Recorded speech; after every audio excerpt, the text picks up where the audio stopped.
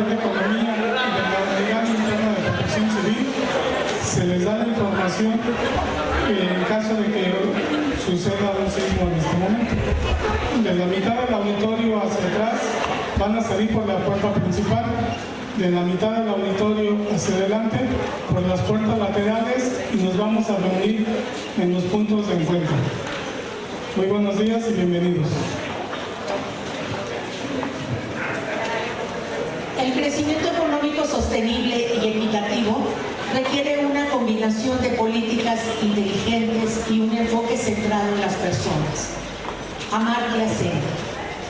En el marco de los festejos del 71º aniversario de la Escuela Superior de Economía y como parte de los trabajos para el rediseño curricular de la carrera de Economía, la Escuela Superior de Economía, la Academia Politécnica de Economía y el Centro de Innovación Económica les dan la más cordial bienvenida a este encuentro sobre desarrollo regional y políticas públicas. Evento en el que contamos con distinguidas personalidades del ámbito académico, político y colegiado. Agradecemos la presencia del maestro Manuel Francisco Ortega Hernández, director de la Escuela Superior de Economía del Instituto Politécnico Nacional, para quien les pido un aplauso.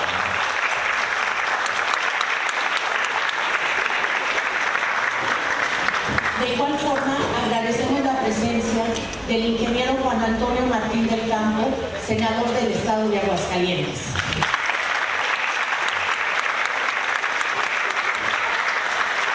Damos también la cordial bienvenida al doctor Norman Eduardo Azuat Sanem, coordinador general del Centro de Estudios de Desarrollo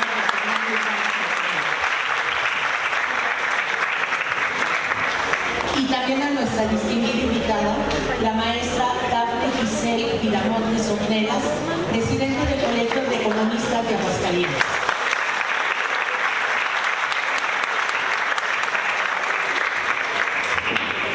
Para dar inicio a este foro, le pedimos al maestro Manuel Francisco Ortega Hernández que dirija unas palabras a los presentes.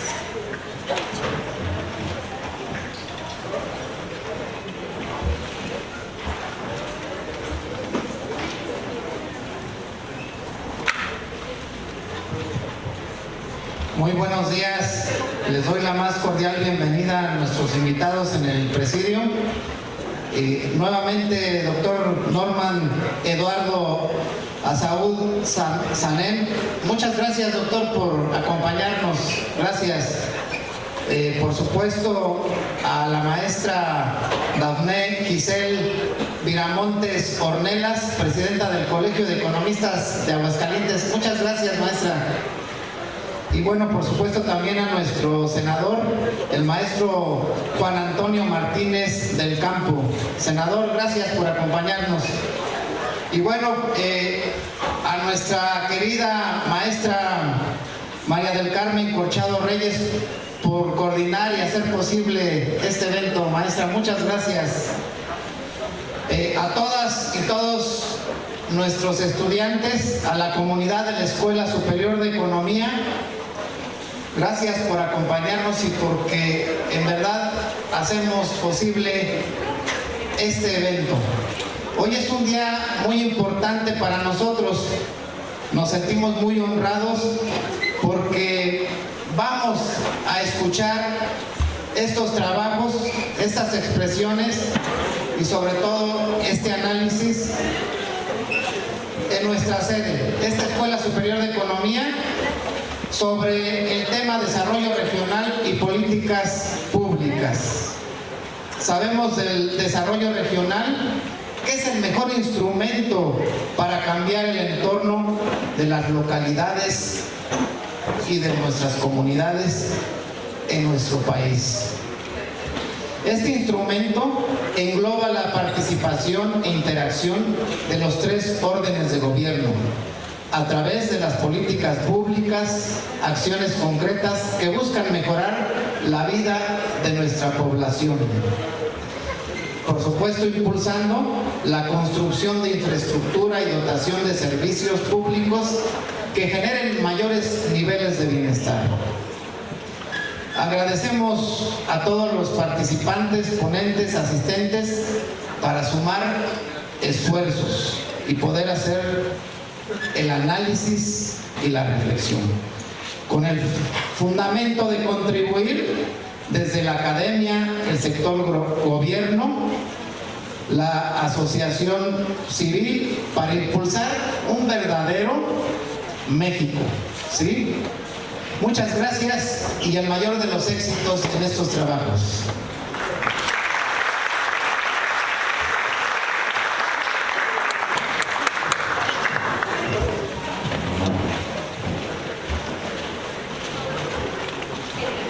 No se trata solo de aumentar los ingresos o el Producto Interno Bruto, de mejorar la calidad de vida y la capacidad de las personas para hacer lo que valoran. Norman Eduardo Azuat Sanén, doctor en Economía por la Facultad de Economía de la Universidad Nacional Autónoma de México, 2007. Maestría en Estudios de Desarrollo, 1995. Especialidad Planeación del Desarrollo Regional en el Instituto de Estudios Sociales de La Haya, Holanda. Curso avanzado de Planeación del Desarrollo Regional y Urbano por la ONU, UAM, Secretaría de la Presidencia, 1976. Licenciatura en Economía, Facultad de Economía de la Universidad Nacional Autónoma de México, UNAM, 1977. Estudios terminados de maestría y licenciatura en Geografía por la Facultad de Filosofía y Letras de la UNAM. Profesional con más de 30 años de experiencia en la docencia e investigación aplicada en economía regional y urbana, así como en planeación regional y urbana y ordenamiento territorial y proyectos de inversión. Fundador y coordinador del Centro de Estudios de Desarrollo Regional y Urbano, CEDUS, UNAM. Publicación de 4 libros en la materia y de alrededor de 30 artículos y capítulos de libro. Ha dado conferencias, seminarios en especialidad, trabajos de investigación en la ONU, en los gobiernos de los estados. Tiene un programa universitario en la Ciudad de México de la UNAM, ha impartido cursos de especialidad en el país y en el exterior. Su currículum es realmente impresionante, jóvenes. Creo que nos tardaríamos aquí 2 horas hablando del doctor Norman Azuat, pero no quisiera yo quitarle más tiempo y preferiría pasarle el micrófono al doctor Norman Azuat para que nos haga favor de presentarnos, su ponencia sobre desarrollo regional y políticas públicas, síntesis y reflexiones. Les pido un aplauso, por favor, para el doctor Norman Azuat.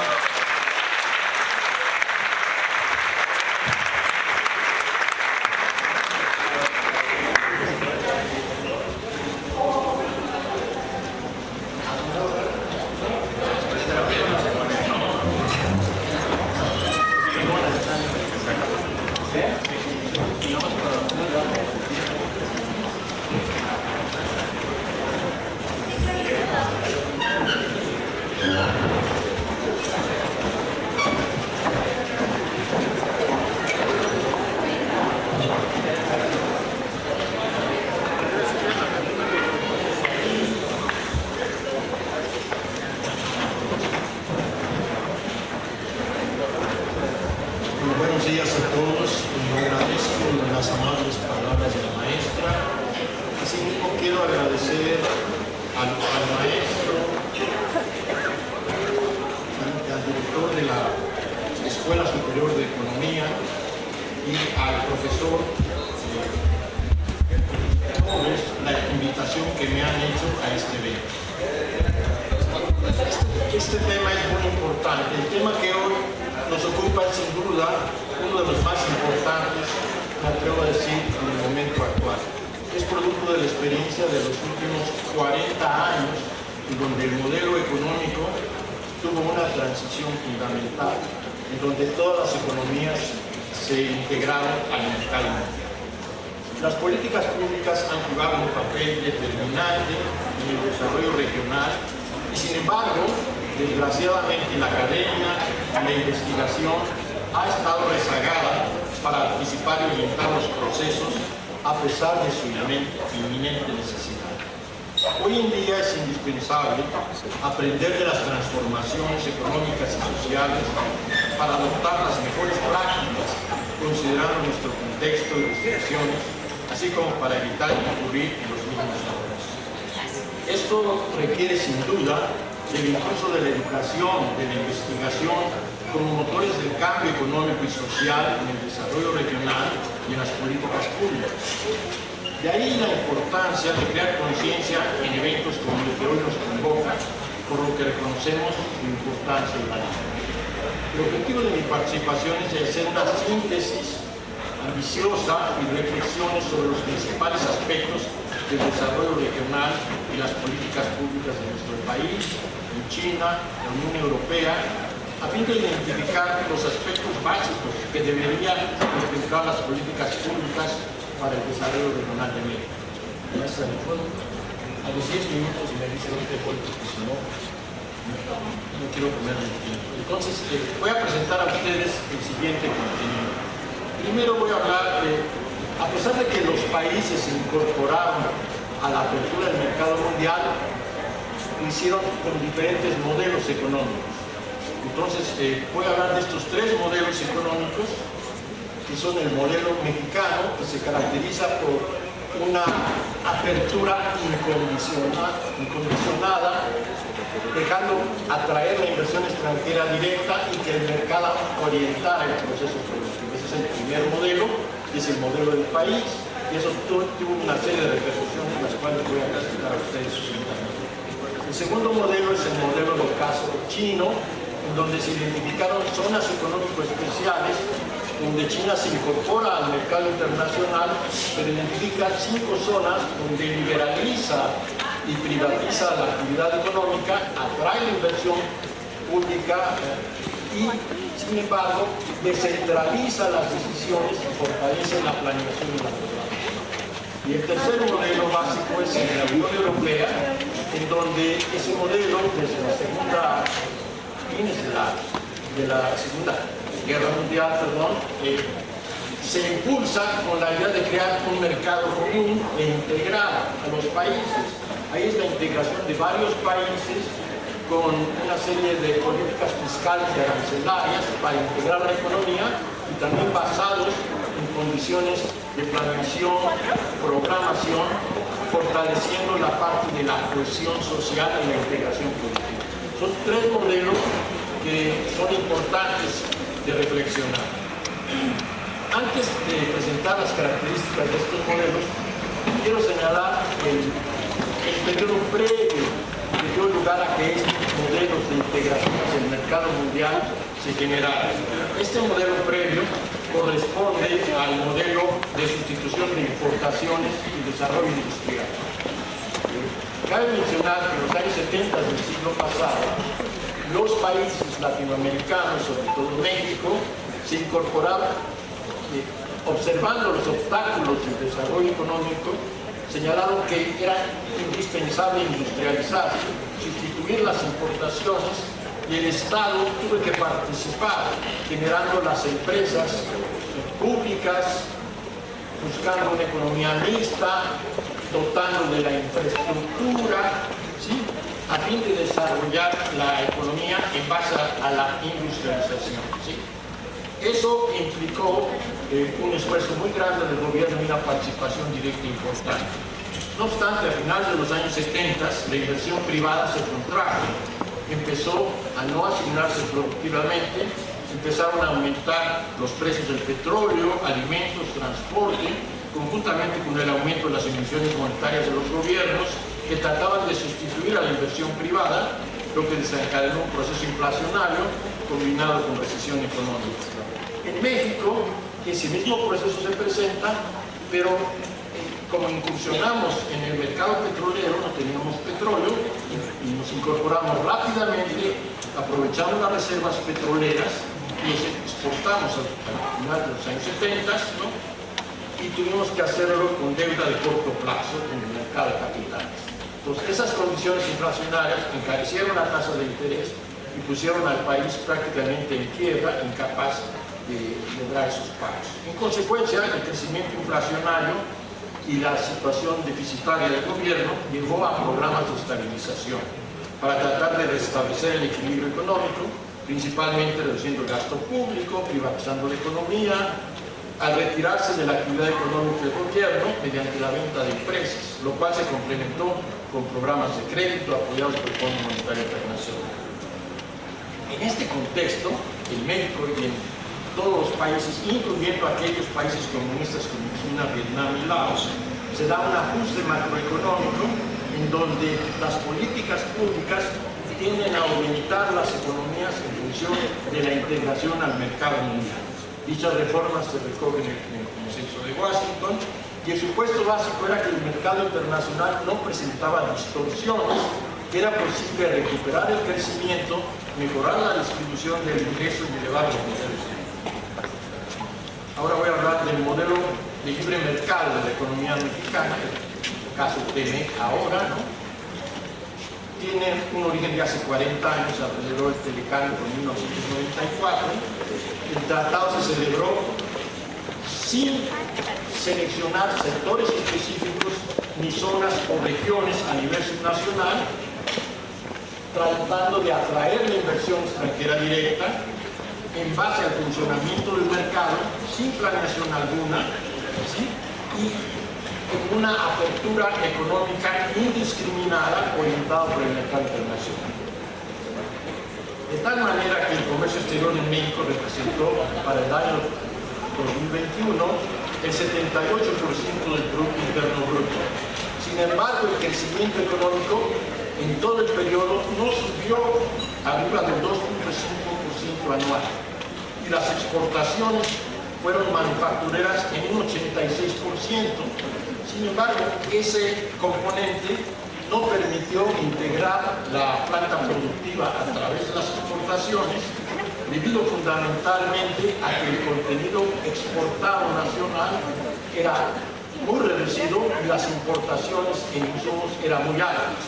Y entonces eso ocasionó que no hubiera una derrama económica ni integración. Es más, lo que sucedió básicamente es que se propició desindustrialización del país, se colapsó la parte de la industria, se terciarizó la economía y en ese, por ejemplo, el PIB pasó en el periodo de 40 al 30%, el sector de servicios del 56 al 67% y el sector primario incluso bajó. Además, la inversión extranjera directa no resolvió los problemas estructurales de balanza comercial y balanza de pagos, ni tampoco la recuperación de los empleos ni la pobreza. De 1990 al 2018, por ejemplo, el número de pobres pasó de 36 a 55 millones de pobres, mientras que la población creció de 82 a 120 millones de habitantes, un aumento de 38 millones. Casi un 70% de ese aumento de población pues fue a llenar las filas de la pobreza. A pesar de lo anterior, México participó en el 3% del total mundial de la inversión extranjera directa, la mayor parte, el 50% de Estados Unidos y otros países como España, Canadá, Japón y Alemania. La mayor parte de la inversión extranjera directa se destina a la industria manufacturera y también a los servicios. Si uno revisa en el mapa, en ese mapa pueden ustedes observar cómo la inversión extranjera directa se distribuye prácticamente en todo el país. Sin embargo, se concentra fundamentalmente la mayor parte en los estados del norte, asociados sobre todo a las exportaciones con el 36%. Además, la distribución de la inversión extranjera directa y el vínculo con las exportaciones se concentró en la zona norte del país. Los estados del norte fronterizos concentran el 58% de las exportaciones, después la región centro, fundamentalmente basado en el clúster automotriz, integrado por los estados de Aguascalientes, Guanajuato, San Luis Potosí, Querétaro, el 16%, la región centro, básicamente Ciudad de México, 9,5%, y la región centro-occidente, Jalisco, 7,2%.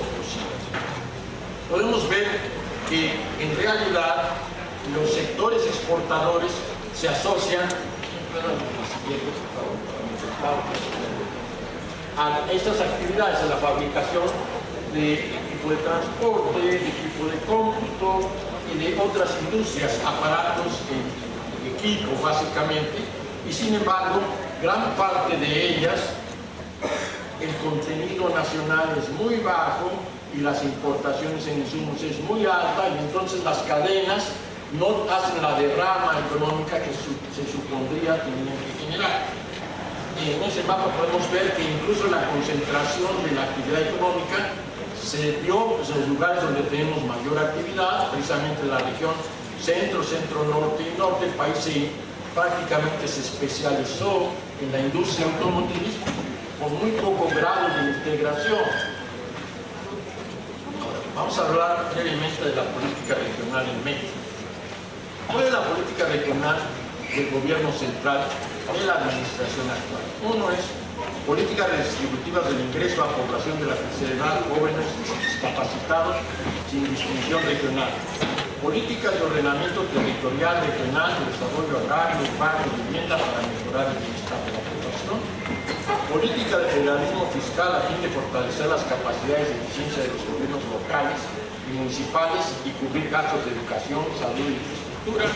Programas regionales para el desarrollo de la infraestructura, servicios, corredor multimodal del Istmo, programa de zona libre en la frontera, el Tren Maya, el aeropuerto internacional y otros programas de sistemas productivos agroforestales. Quiero decirles que no hay una política de desarrollo regional, que hay una serie de políticas desarticuladas y con propósitos muy diversos.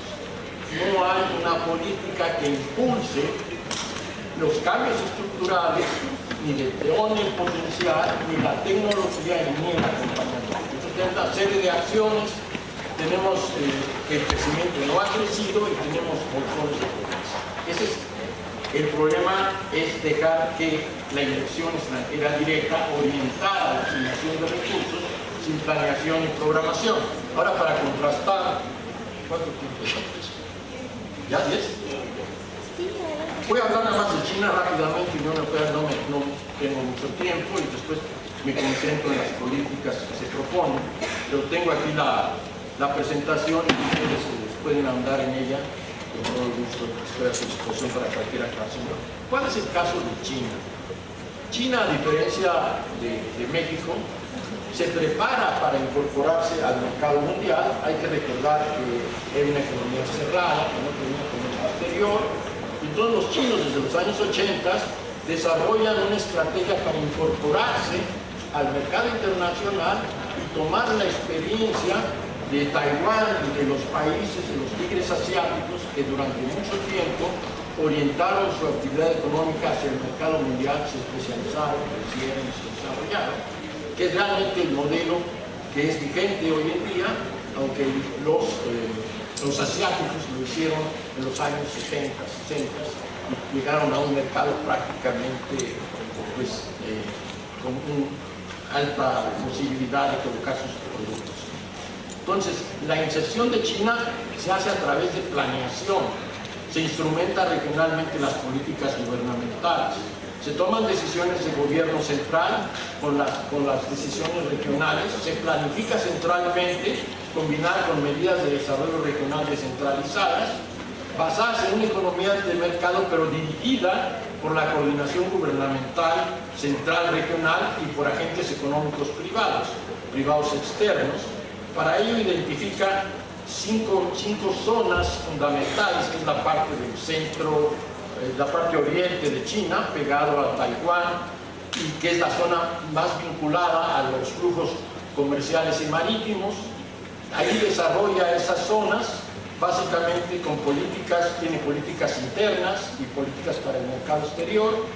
Hay una política de centralización fiscal regional, que toma la forma de convenio fiscal entre el gobierno central y de las regiones, pero con metas y compromisos específicos.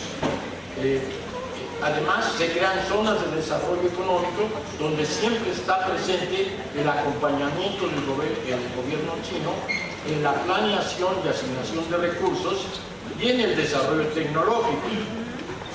Se establecen estas zonas económico-especiales como una experiencia de liberalizar la economía y ver qué sucede digamos, en la economía capitalista, ¿no? Impulsando actividades de industrias especializadas con apoyo tecnológico y zonas de desarrollo.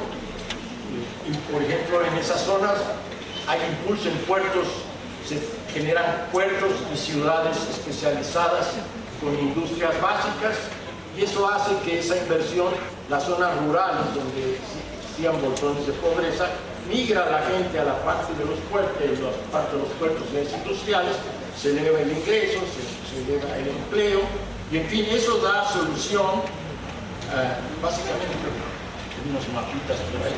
Siguiente. Estas son las zonas del Oriente Chino, ahí están las 5 ciudades, incorporando las zonas de desarrollo a lo largo de la costa y haciendo las inversiones para generar el flujo migratorio de las zonas rurales a esas ciudades. La otra, por favor. Esta área cubre el 85% de la inversión extranjera directa. Después, en esas ciudades hay especialización industrial. ¿Sí? Hay de cada industria acompañada con programas de gobierno en donde se impulsa el desarrollo tecnológico y se integra. Entonces hay una integración y una diversificación. Y además la política china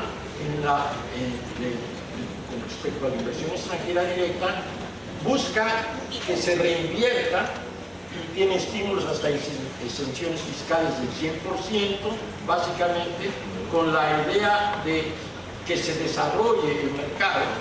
Esas regiones tienen autonomía en la toma de decisiones y los recursos que se generan no fluyen hacia el gobierno central, sino se localizan en esas regiones y se reinvierten. Y entonces hay una posibilidad de desarrollarse regionalmente. En realidad tiene cuestiones exitosas el modelo chino, básicamente, por ejemplo, 400 personas salieron de la pobreza de esa región, aunque se mantienen la parte de los desequilibrios con la parte central de China, pero esta parte es importante el desarrollo. Ahora rápidamente voy a pasar a la parte hay algunos resultados importantes. Se dobló, por ejemplo, el PIB per cápita, las empresas chinas internacionales crecieron de 73 a 136, China empezó a ser generador ahora de inversión extranjera directa, y lo último, las 400 millones de personas que salen de la pobreza.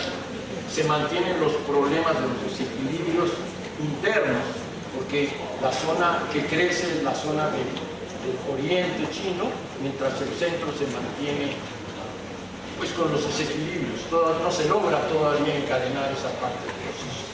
Ahora voy a pasar rápidamente al modelo europeo, el caso de la Unión Europea. Como yo decía, este modelo es un modelo muy viejo, desde la Segunda Guerra Mundial, y el propósito fundamental era integrar el mercado común, que se consolida después en el año 93 con el Tratado de Maastricht. Pero el fundamento es integrar el mercado común, hoy en día de 28 países más 3 del espacio económico europeo, de tal manera que se tratan de eliminar las barreras nacionales, se unifica la moneda a través del euro, y uno de los planes fundamentales corresponden a los objetivos de cohesión social. El problema de la cohesión social, precisamente por los diferentes niveles de desarrollo de los países, una parte de la integración implica esta idea de nivelar los procesos de desarrollo. Las características de la planeación, como pueden ver ustedes, se concentra, hay un esfuerzo importante en la programación, planes integrados, hay diagnóstico, análisis de debilidades y fortalezas, estimación de impactos, planeación, programación, y también hay una estrecha participación en la coordinación entre la Comisión, los Estados miembros, las autoridades, los agentes sociales y económicos. Otras cosas son los principios de realizar evaluaciones y los criterios de subsidiariedad, en donde las regiones ricas aceptan financiar el traslado a las regiones pobres.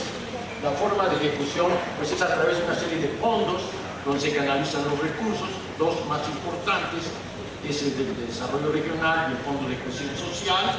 Y hay otros fondos generales.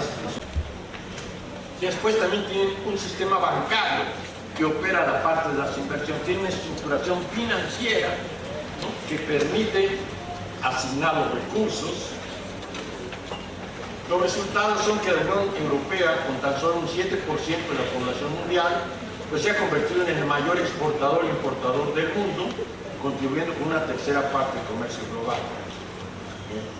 El 46% de las operaciones de fusiones y adquisiciones de inversión extranjera se realizó en Europa y el 53% se canalizó de la inversión extranjera directa.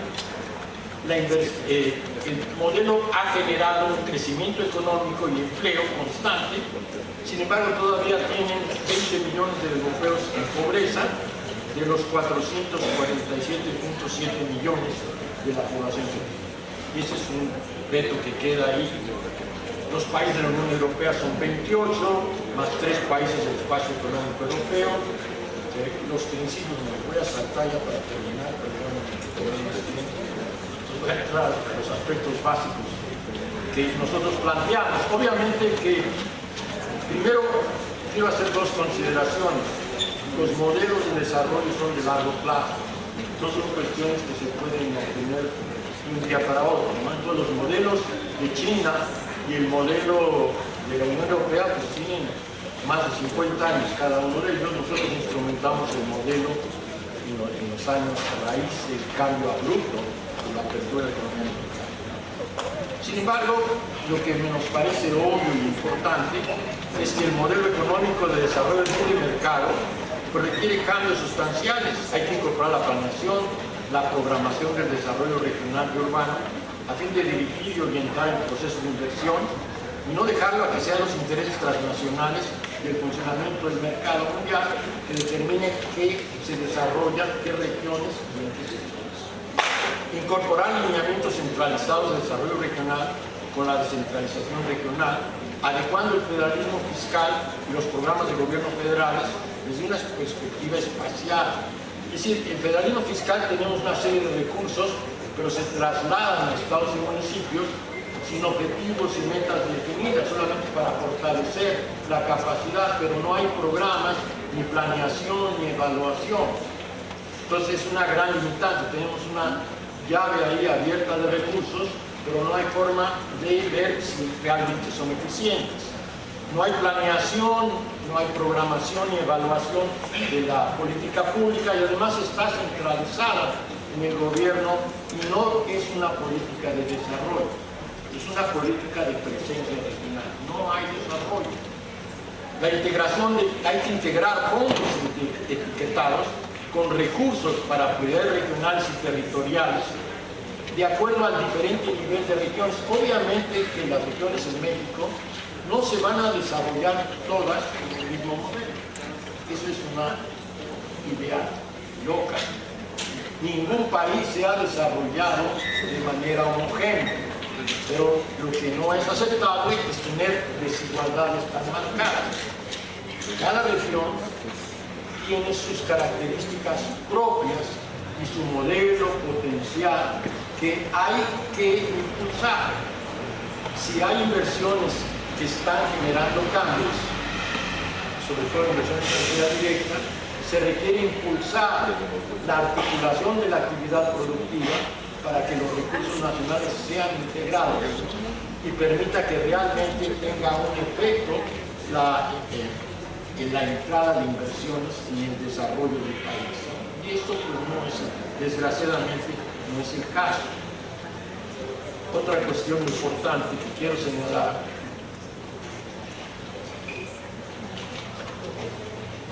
tenemos una idea regional desde mi punto de vista de trabajo muchos años esto y siempre veo que los arquitectos hablan de desarrollo urbano, que para los economistas el espacio no existe, para los economistas existe solamente los sectores, ¿no?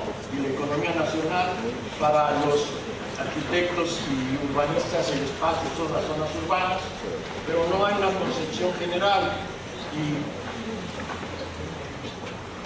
me atrevo a señalar que la economía tiene una dimensión espacial y esa dimensión espacial implica que el crecimiento de las ciudades, que que el desarrollo de la red carretera es capital social de Chile.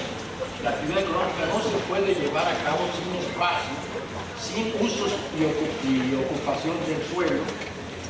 Eso es una locura, ¿no? Pero así trabajamos en departamentos y nunca nos ponemos de acuerdo y no hay una orientación de política del desarrollo regional. Ahí implica trabajar en los enfoques teóricos de la formación de recursos humanos. Se deben crear sistemas de información regional para generar estadísticas básicas, indicadores y modelos para el análisis y medición de las regiones económicas del país. Crear observatorios, laboratorios de análisis de desarrollo económico regional y territorial a fin de establecer patrones de comportamiento y a partir de ellos detectar los problemas estructurales y las políticas requeridas para su transformación. En política, los políticos tienen que tomar decisiones, no hay tiempo y normalmente son decisiones reactivas, ¿sí? Lo que parece obvio, lo que parece más obvio, no hay tiempo para analizar ni para profundizar y también se toman modelos muy generales, como del cual no es aplicable a sistemas complejos como corresponde el desarrollo regional de nuestro país. Ninguna de las regiones, quiero que ustedes me comenten si hay alguna región que es igual. Si hay alguna región es igual Oaxaca, los valles centrales, ¿no?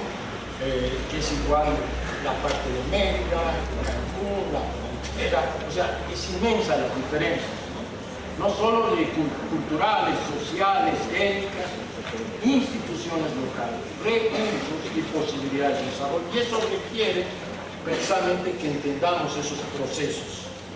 Y me parece que la academia juega un papel fundamental en esto. Hay un aspecto también que, dadas las diferencias del desarrollo, creo que es un programa fundamental, es la innovación productiva y tecnológica para el desarrollo regional, en la que se establezca mediante la participación conjunta de empresas, centros de investigación y educación, así como autoridades políticas, el impulso del desarrollo tecnológico de regiones específicas, mediante la dirección y gobernanza de la innovación. No, en nuestro país no tenemos digamos, los grandes innovadores, ni pueden ser solo las empresas, porque están agonadas por el mercado. Nosotros tenemos que generar una innovación que detone los procesos de desarrollo. Tenemos los recursos humanos formados por las instituciones académicas. La idea es muy difícil concertar los acuerdos y darle, desde mi punto de vista, un papel más importante a la educación y a la investigación. Y es por eso que es fundamental impulsar la formación de recursos humanos en los centros de educación e investigación para que participen como agentes de cambio social mediante la información y el conocimiento de los procesos de desarrollo regional y políticas públicas en un marco de planeación y programación estratégica. Sin duda, estos cambios, si no se acompañan con decisiones políticas de los gobiernos, quedarán solo como reflexiones e investigaciones empíricas que caracterizarán los procesos, pero sin la posibilidad de dirigirlos. Los procesos de desarrollo son de largo plazo y se requiere de continuidad en su caracterización y atención, para que sean efectivos, como lo muestran las experiencias que he intentado presentar a ustedes. Solo me resta destacar que el reto sin duda es enorme, pero comienza con el conocimiento y toma de conciencia sobre los problemas y las posibilidades que enfrentamos, por lo que sin el conocimiento, la investigación y las decisiones políticas informadas no es posible su transformación. Los hechos muestran que nuestras instituciones educativas, en la contribución que han hecho al desarrollo económico y social de nuestro país, han sido exitosas, entre otras el Instituto Politécnico Nacional y la Universidad Nacional Autónoma. Muchas gracias.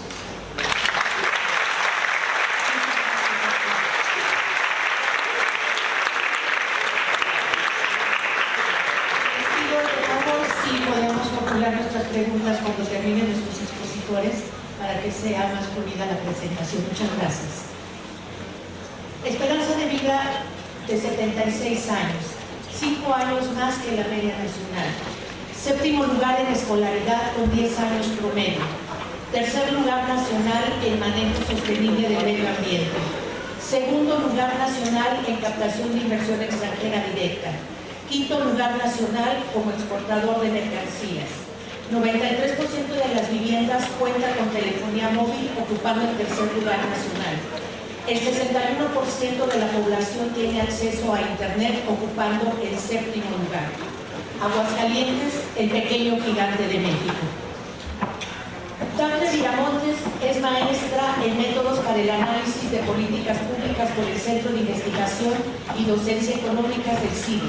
Cuenta con una especialidad en métodos estadísticos por el Centro de Investigación en Matemáticas (CIMAT) y una licenciatura en Economía por la Universidad Autónoma de Aguascalientes, CUA. Actualmente estudia la maestría en Análisis Estadístico y Computación en el Centro de Investigación en Matemáticas.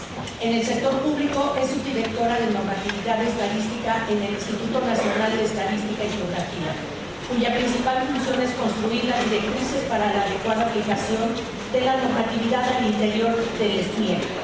Durante su carrera profesional ha colaborado con diversas organizaciones nacionales e internacionales, entre las que destacan una estancia de investigación en la Oficina de las Naciones Unidas contra la Droga y el Delito, y la coordinación de un proyecto financiado por el Economic and Social Research Council entre la Universidad de Aberdeen, el Colegio de Michoacán y el Centro de Investigación y Docencia Económicas. Es presidenta del Colegio de Economistas de Aguascalientes para el periodo 2022-2024, espacio donde ha desarrollado diversas actividades para impulsar la agenda económica, incorporando la perspectiva de género. Finalmente ha participado en actividades de investigación y docencia en el CIDE Región Centro. La maestra Dafne Giselle Viramontes Ornelas nos compartirá su ponencia Política Pública para un Desarrollo Regional Inclusivo. Démosle la cordial bienvenida. Muchas gracias.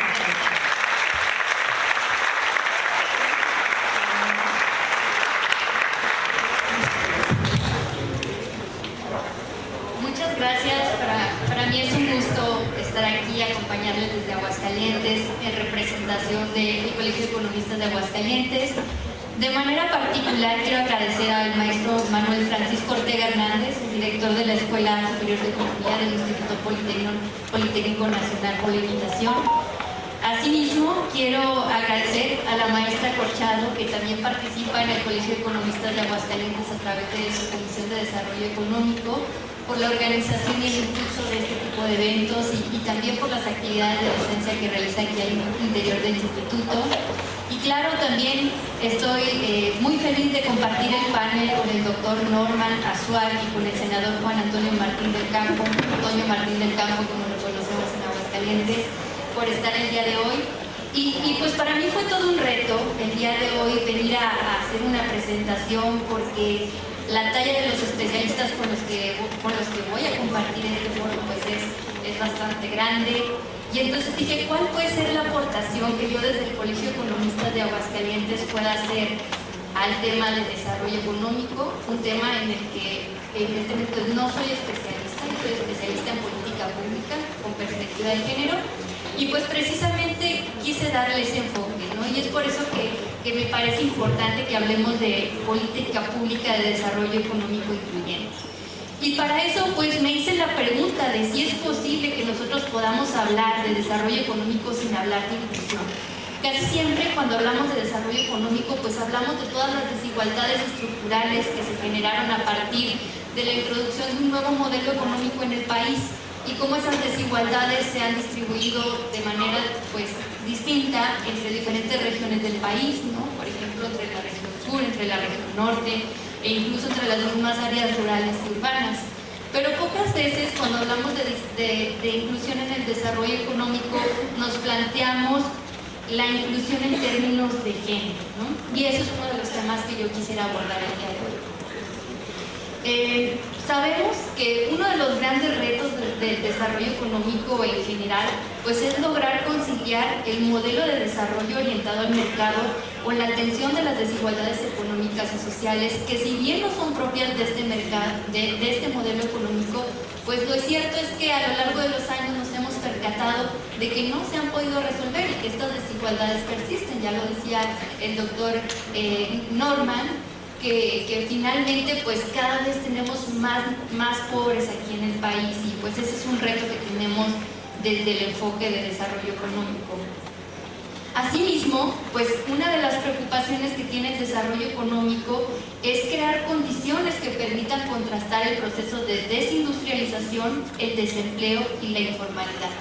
Y pues me voy a centrar principalmente en lo que tiene que ver con la desindustrialización, que pues finalmente es todo un proceso en el cual las actividades productivas se están centrando cada vez más en lo que significa el sector servicios, en el cual las mujeres pues tienen una participación bastante alta, y vamos viendo que la participación del sector secundario, del sector primario, cada vez tiene un menor impacto en la economía. Cuando hablamos de desarrollo económico, regularmente lo pensamos o lo concibimos en términos neutrales, es decir, partimos del supuesto de que las condiciones en el ámbito productivo, laboral, entre las mujeres y hombres son iguales. Sin embargo, pues sabemos que esto no es así. De hecho, hace unos días tuve la oportunidad de analizar lo que es la encuesta nacional sobre el uso del tiempo, que es una encuesta que realiza el Instituto Nacional de Estadística y Geografía y cuya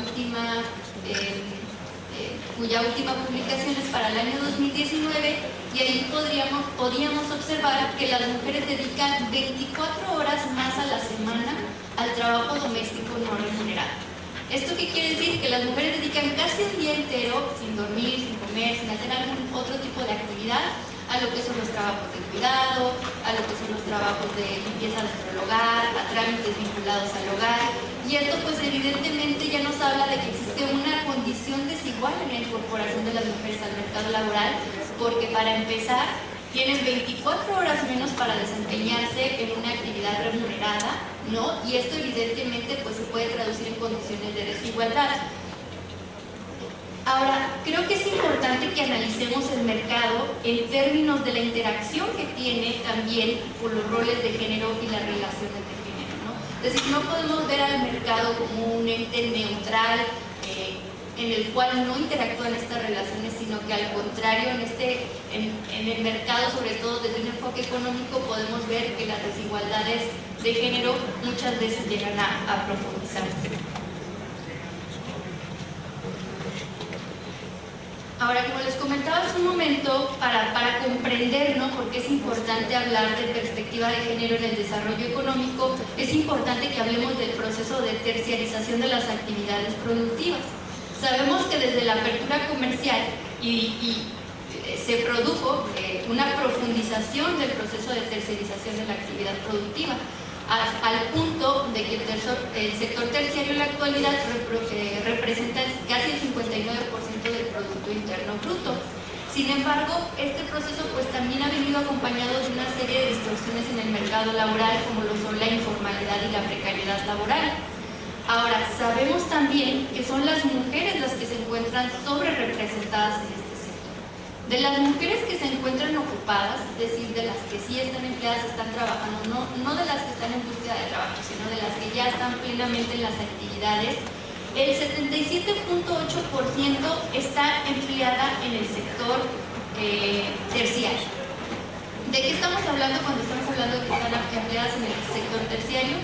De que están empleadas en el sector del comercio principalmente, de lo que tiene que ver con alojamiento y servicios de alimentos, que básicamente son todos los servicios turísticos, y también lo que tiene que ver con el apoyo a negocios y manejo de residuos. Es decir, entonces tenemos un proceso en el cual cada vez el sector servicios desempeña un papel más importante en la economía, pero gran parte de ese sector servicio está representado por mujeres, ¿no? Son mujeres las que están desempeñándose en ese sector, pero lamentablemente también hay consecuencias negativas de desempeñarse en ese sector, que son principalmente las altas tasas de informalidad que existen en el sector de los servicios y las condiciones de precariedad laboral que están vinculadas con este sector.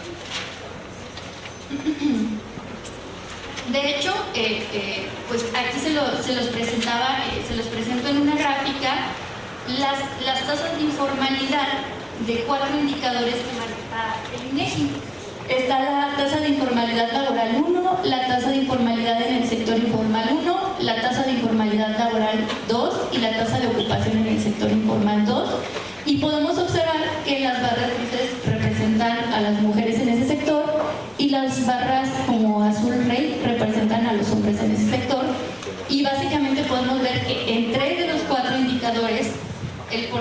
de mujeres es mayor. Estamos hablando de que las mujeres están empleadas en mayor medida en el sector informal. ¿Esto en qué se traduce? Cuando las mujeres estamos trabajando en el sector informal, esto no nos permite tener acceso a un ingreso fijo, es decir, no sabemos cuál va a ser el ingreso que tengamos en el día, sobre todo si nos desempeñamos en el sector comercio, puede haber un día que haya muchas ventas y otro día que no. También tiene vulnerabilidad con respecto a las prestaciones sociales. Las personas que están en el sector informal es muy difícil que puedan acceder, por ejemplo, a una pensión, a seguridad social, pero muchas veces las mujeres no necesariamente toman la decisión, sino que se ven orilladas a desempeñarse en el sector informal debido a que es un sector muy flexible, ya que les permite compaginar, digamos que las actividades que se realizan dentro del hogar y las actividades que se realizan en el sector público o cuando realizan actividades en el mercado pues remuneradas, ¿no? Entonces, para muchas mujeres es muy difícil mantenerse en un empleo formal porque eso implica tener ciertos horarios fijos, poca movilidad, tener que trasladarse, y el sector informal les representa una alternativa para tener un ingreso, pero a la vez pues también representa una posibilidad de tener precariedad laboral.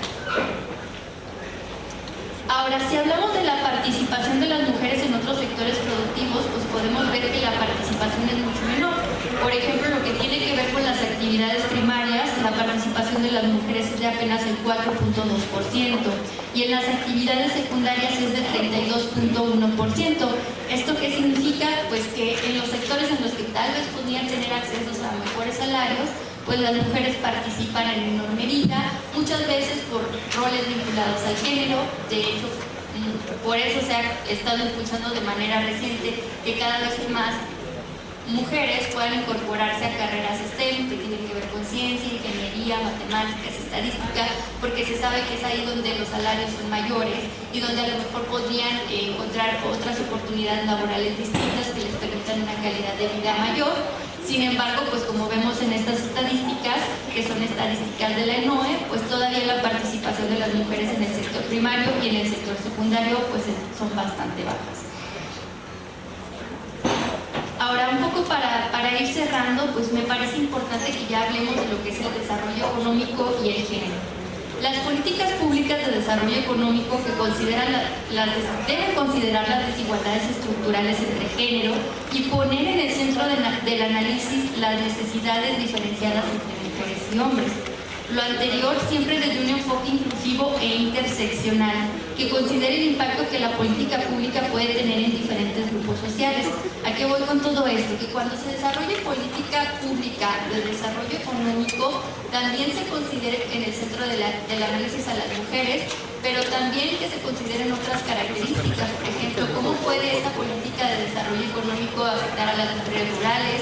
¿Cómo puede la política de desarrollo económico afectar a las mujeres indígenas?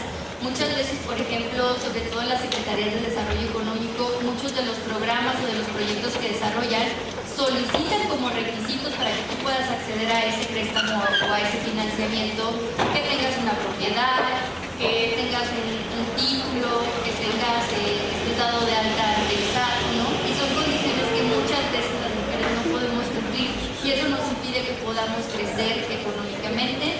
Entonces me parece muy importante que cuando se desarrollen estas políticas públicas se considere también estas desigualdades estructurales que genera el mercado y que muchas veces están en contra de la situación de las mujeres. Ahora, ¿qué beneficios podría traer una mayor participación de las mujeres en las actividades productivas? Pues primero sabemos que vamos a tener beneficios en términos de la igualdad sustantiva, pero también existen estudios que demuestran que incrementar la participación de mujeres en el mercado laboral y en ciertos sectores en particulares puede fomentar el aumento de la productividad y del crecimiento económico. Entonces estamos hablando de que no incorporar, de que no incluir a las mujeres en un plan de desarrollo económico también puede estar generando pérdidas en términos monetarios. Y finalmente, pues doy aquí algunas recomendaciones de cómo podemos lograr esa incorporación de la perspectiva de género en la política pública de desarrollo económico. La primera y más importante es identificar áreas y temas relevantes en cuanto a las desigualdades de género. Aquí vimos algunos, ¿no?, que se generan en el marco de lo que es el desarrollo económico, temas que tienen que ver con el empleo, temas que tienen que ver con la informalidad laboral, temas que tienen que ver con los salarios, con la participación de las mujeres en diferentes sectores productivos. También es importante que al momento de desarrollar la política pública se incorpore de manera transversal la perspectiva de género. ¿A qué me refiero? A que en cada una de las fases de la política pública se tenga en el centro de la atención a la mujer y sobre todo a las desigualdades que se generan por los géneros, así como analizar el impacto diferenciado que puede tener una política pública en diferentes grupos poblacionales. Ahorita estoy hablando en términos muy generales, pero por ejemplo sabemos que a lo mejor una política pública de desarrollo económico regional enfocada en zonas rurales, pues evidentemente va a tener un impacto diferenciado en las mujeres rurales que las mujeres que habitan en una zona urbana. Entonces ese tipo de cosas también tienen que considerarse al momento de desarrollar política pública. Y finalmente, reconocer el trabajo doméstico como un factor indispensable del desarrollo económico. Actualmente el trabajo doméstico no remunerado, lo que son trabajos dentro del hogar, trabajos de cuidado, tareas, en términos de tareas administrativas del hogar, todas esas actividades aportan al Producto Interno Bruto. De hecho, generan el 27% del Producto Interno Bruto. Y eso lo podemos identificar con las cuentas satélite de economía. Entonces estamos hablando de que el trabajo doméstico no remunerado pues representa una parte muy importante del desarrollo económico y por ese motivo se tiene que dar una valorización social y económica de este tipo de trabajo e incorporarla en los planes y en las políticas públicas que tengan que ver con desarrollo económico. Y finalmente considerar las condiciones de acceso de las mujeres, así como de otros grupos sociales, a programas de apoyo y financiamiento, porque como les comentaba muchas veces, se desarrollan políticas públicas pensadas o dirigidas a ciertos grupos específicos de mujeres, pero no se considera que las condiciones con las que pueden ellas acceder a este tipo de financiamientos y de programas son distintas y por lo tanto es necesario que también estos programas, digamos, que propongan condiciones distintas de acceso a estos beneficios, ¿no? Por ejemplo, sobre todo lo que tiene que ver con créditos, muchas veces no se les da crédito a las empresas de mujeres que no están registradas ante el SAT, y pues esto que se traduce en que una empresa de una mujer pues no puede crecer porque no tiene acceso al financiamiento. Entonces, ese tipo de cosas tienen que evaluarse y todas ellas en conjunto pues finalmente van a venir a contribuir a mejorar el crecimiento económico tanto a nivel local como a nivel estatal y nacional. Muchas gracias.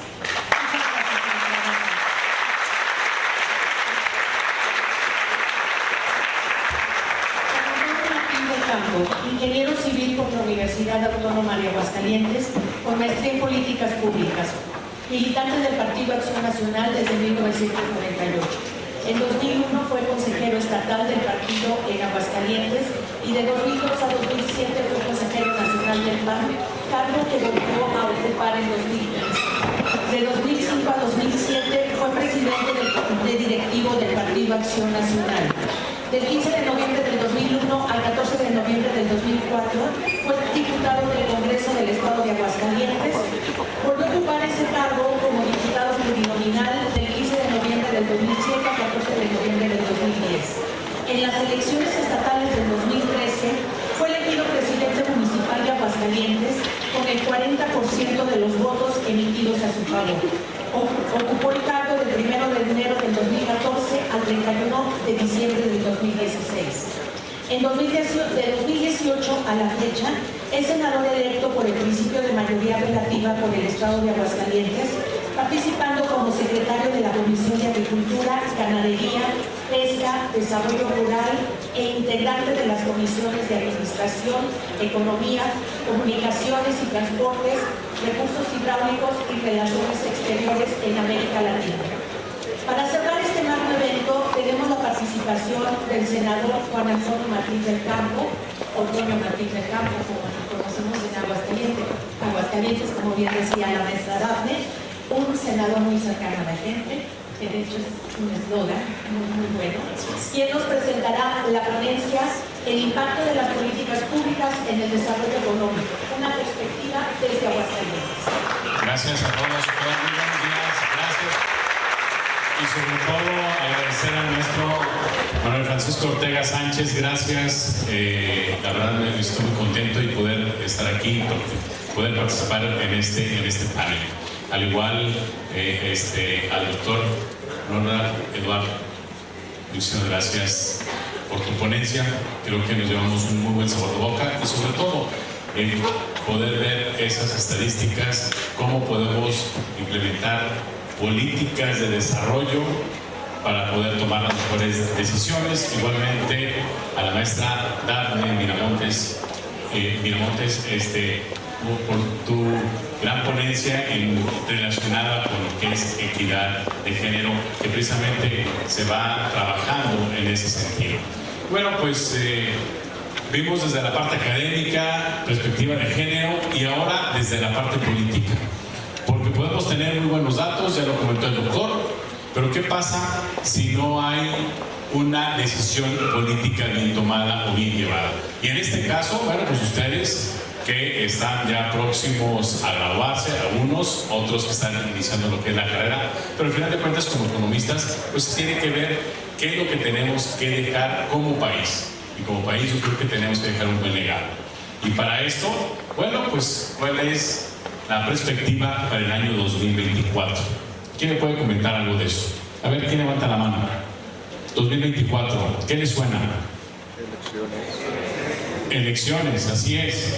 Y fíjense que en dos países muy importantes, México, por supuesto, aquí tenemos elecciones a presidente de la República, pero también igual en Estados Unidos. Entonces, pues va a ser un parteaguas fundamental en temas de políticas públicas, y por supuesto también igual en materia económica. Y bueno, pues en este marco del 71 aniversario, pues también igual felicitarles porque sigan precisamente lo que son los éxitos. Pero yo quiero preguntarles, ¿cómo va México? Hagamos una reflexión. Yo creo que ha habido a lo largo de la historia cosas muy positivas, cosas negativas, pero hace falta muchas cosas por hacer, de un lado y de otro. Y yo creo que es el momento de poder ver, de poder reflexionar cómo va precisamente nuestro país. Y bueno, pues yo les quiero comentar algunos datos que, bueno, pues están muy a la vista. Me voy a parar un poquito y voy a andar caminando y todo, porque me gusta ser muy interactivo, me gusta escuchar y ver precisamente la participación de ustedes. A ver, por un lado, hoy tenemos un peso más fortalecido, ¿sí o no? Ahí está, afortunadamente, y bueno, pues ahí están los datos, las estadísticas. Tenemos un peso que hoy anda oscilando aproximadamente en 18 pesos, la paridad peso-dólar. ¿Cuál es otra ventaja que tenemos en este momento? En onshore. Nueva atracción de inversiones. A ver, ahorita ante el veto de Estados Unidos y por supuesto lo que es China, tenemos que aprovechar esa gran oportunidad. ¿Por qué? Porque en cuestiones de logística para el país vecino de Estados Unidos, por supuesto que tenemos que aprovechar esta situación en la cual estamos pasando y aprovechando, en este caso a nivel internacional. Por lo tanto, bueno, pues y se está viendo que están llegando nuevas inversiones, porque sabemos que hay algunas empresas de otros países que están llegando precisamente aquí a México y que, bueno, pues por la guerra también de Ucrania, Rusia, etcétera, bueno, pues ya siendo muy atractivo precisamente en nuestro país. Y por lo tanto tenemos que aprovechar esa oportunidad. Y la otra, pues apostarle a lo que es la ciencia y la tecnología, porque hoy ha cambiado el mundo, definitivamente, y a raíz de la pandemia aún todavía más. Porque no es lo mismo en México o el país o en este caso el mundo hace 10 años o 5 años a raíz de la pandemia. Hoy, a raíz de la pandemia, cómo evolucionaron y cómo crecieron, por ejemplo, lo que son las plataformas. Anteriormente era como que medio complicado el poder pedir la comida por una aplicación, y hoy es algo muy común. El poder tener una reunión, por ejemplo, vía Zoom, hoy es algo ya cotidiano. Anteriormente se nos hacía muy frío y hoy lo estamos haciendo. Por lo tanto, tenemos que apostar precisamente a la tecnología. Y el otro, para esto tenemos que tener un crecimiento económico.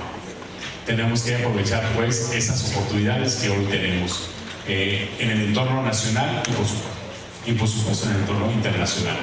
Otro proyecto que también yo creo que va a generar muchos empleos y desarrollo, es un proyecto que yo lo veo muy bien, es el transísmico, en donde pues sabemos que para el traslado de lo que es mercancías todo se hace a través del canal de Panamá, y por lo tanto, bueno, pues si se hace este tipo de obras va a ayudar mucho a toda lo que es la región de nuestro país en la parte sur, y el poder pasar precisamente lo que son mercancías de un continente, de un océano hacia otro. Pero también, igual, no todo es muy positivo, y ahí están los datos, las estadísticas. Ahí está, en este caso, la inflación, y bueno, pues ustedes como economistas seguramente saben que hoy nos está afectando el tema inflacionario, y por lo tanto, aunque aparentemente ganemos más, pero si sube la inflación, pues nuestro poder adquisitivo automáticamente baja. Y por el otro lado, pues ¿qué es lo que pasa? No tenemos crecimiento en lo que es nuestro país, y ahí están los datos, ahí están las estadísticas, que pues hoy actualmente no tenemos un crecimiento, en este caso, positivo. Pero lo peor de todo, ¿qué creen? Ha estado aumentando la pobreza. Y bueno, ya aquí lo comentó la maestra Dame, en el sentido de poder apoyar más a lo que son las mujeres, por un lado, el poder dar seguridad y prestación social, que es algo que ya hicimos en el Senado de la República, junto con los diputados, el que ya las trabajadoras domésticas tengan pues sus prestaciones, su seguridad social. Entonces, bueno, pues ha aumentado lo que es la pobreza. Pero fíjense, aquí es algo muy importante. En este gobierno se ha incrementado muchísimo lo que son los apoyos. Pero ¿por qué entonces sigue aumentando lo que es la pobreza? Ahí estaba lo que comentaba el doctor. Creo que nos están dando tiros de precisión.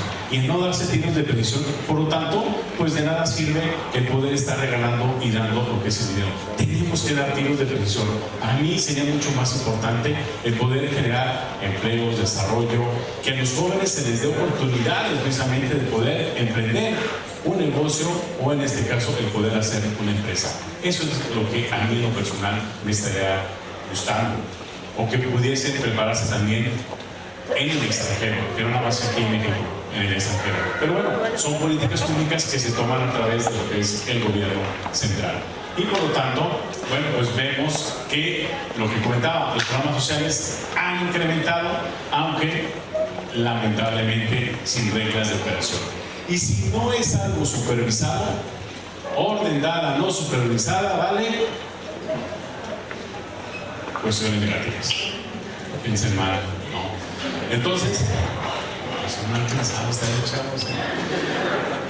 A ver, eso sí es fundamental.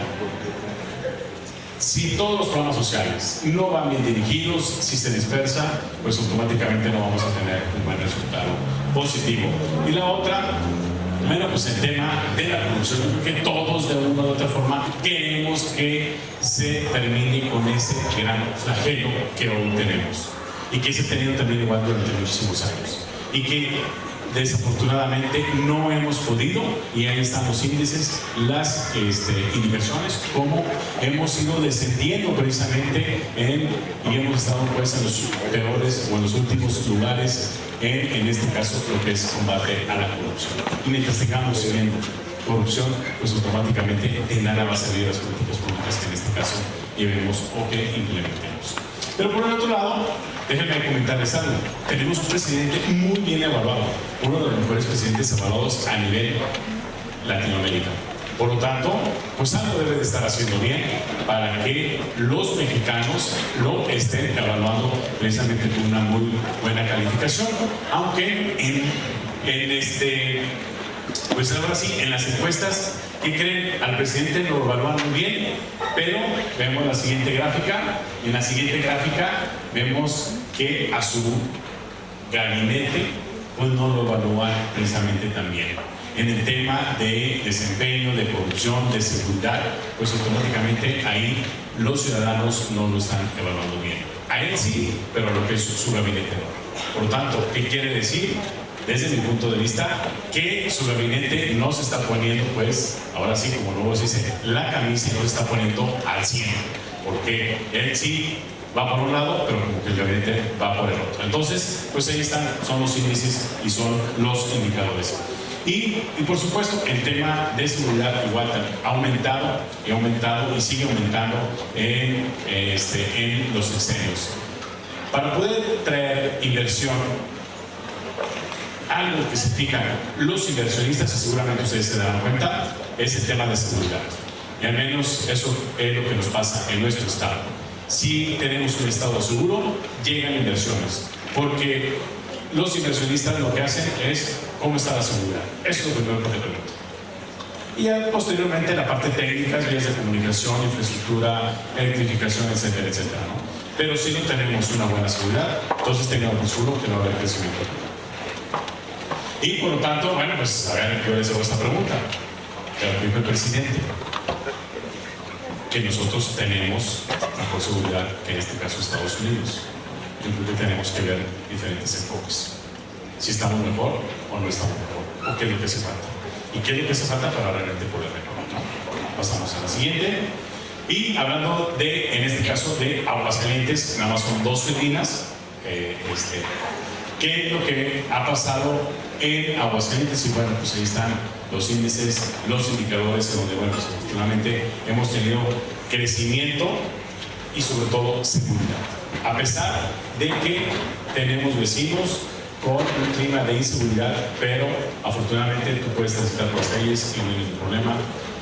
Muy pocos, y ahorita algunos homicidios, pero al final de cuentas se sigue con esa tranquilidad, y eso es lo que ven precisamente los economistas. Pasamos a la siguiente. Y bueno, pues aquí está. Aguascalientes siempre creen siempre en los primeros lugares en lugar de atracción, en este caso de inversión. Y bueno, pues para el 2024, ¿cómo pinta? ¿Cómo pintan las elecciones? Pues ahí está, hasta el día, bueno, esa fue como hace 3 meses más o menos, cómo estaban en este caso las encuestas, ¿no? ¿Por qué? Porque habrá cambio de gobierno federal y por tanto, pues veremos qué tipo de políticas públicas se pueden implementar en los próximos 6 años. La pregunta para ustedes, jóvenes: ¿qué podemos hacer por México para poder cambiar, para seguir cambiando, no para poder retroceder? ¿Quién dice yo? Oye, se preguntaron todos, a ver, no se suelta. O les dijeron que no participaron. A ver, la niña, a ver, sí, hija. Aumentar la seguridad. Un aplauso aquí, mira eso.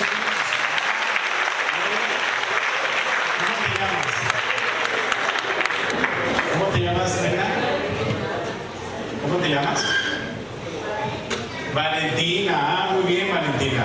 Tú vas a ser una excelente alumna y luego una excelente profesional. Te lo posible. Ok, bueno, pues ya comentó Valentina que lo que hace falta es una... Sí, hija. Déjenla que participe. ¿Ok? Ya la chillaron. Me da pena, no, que no estamos entre puros amigos. Y aquí nadie se va a dar cuenta de lo que digamos, ¿no? Ok, bueno, ahorita me dices, ¿sale, vale? Ok, ¿qué es lo que tenemos que hacer? Yo creo que hay grandes retos para poder empezar, en este caso, a cambiar lo que es nuestro país. Señales que en este caso nos preocupan, y bueno, pues ahorita el doctor comentó de grandes proyectos, pero bueno, pues tenemos un aeropuerto, una gran inversión, y al día de hoy estamos teniendo pérdidas. Día que pasa, día que se le está metiendo lana. Yo creo que el gobierno no está para poder tener ese tipo de infraestructuras.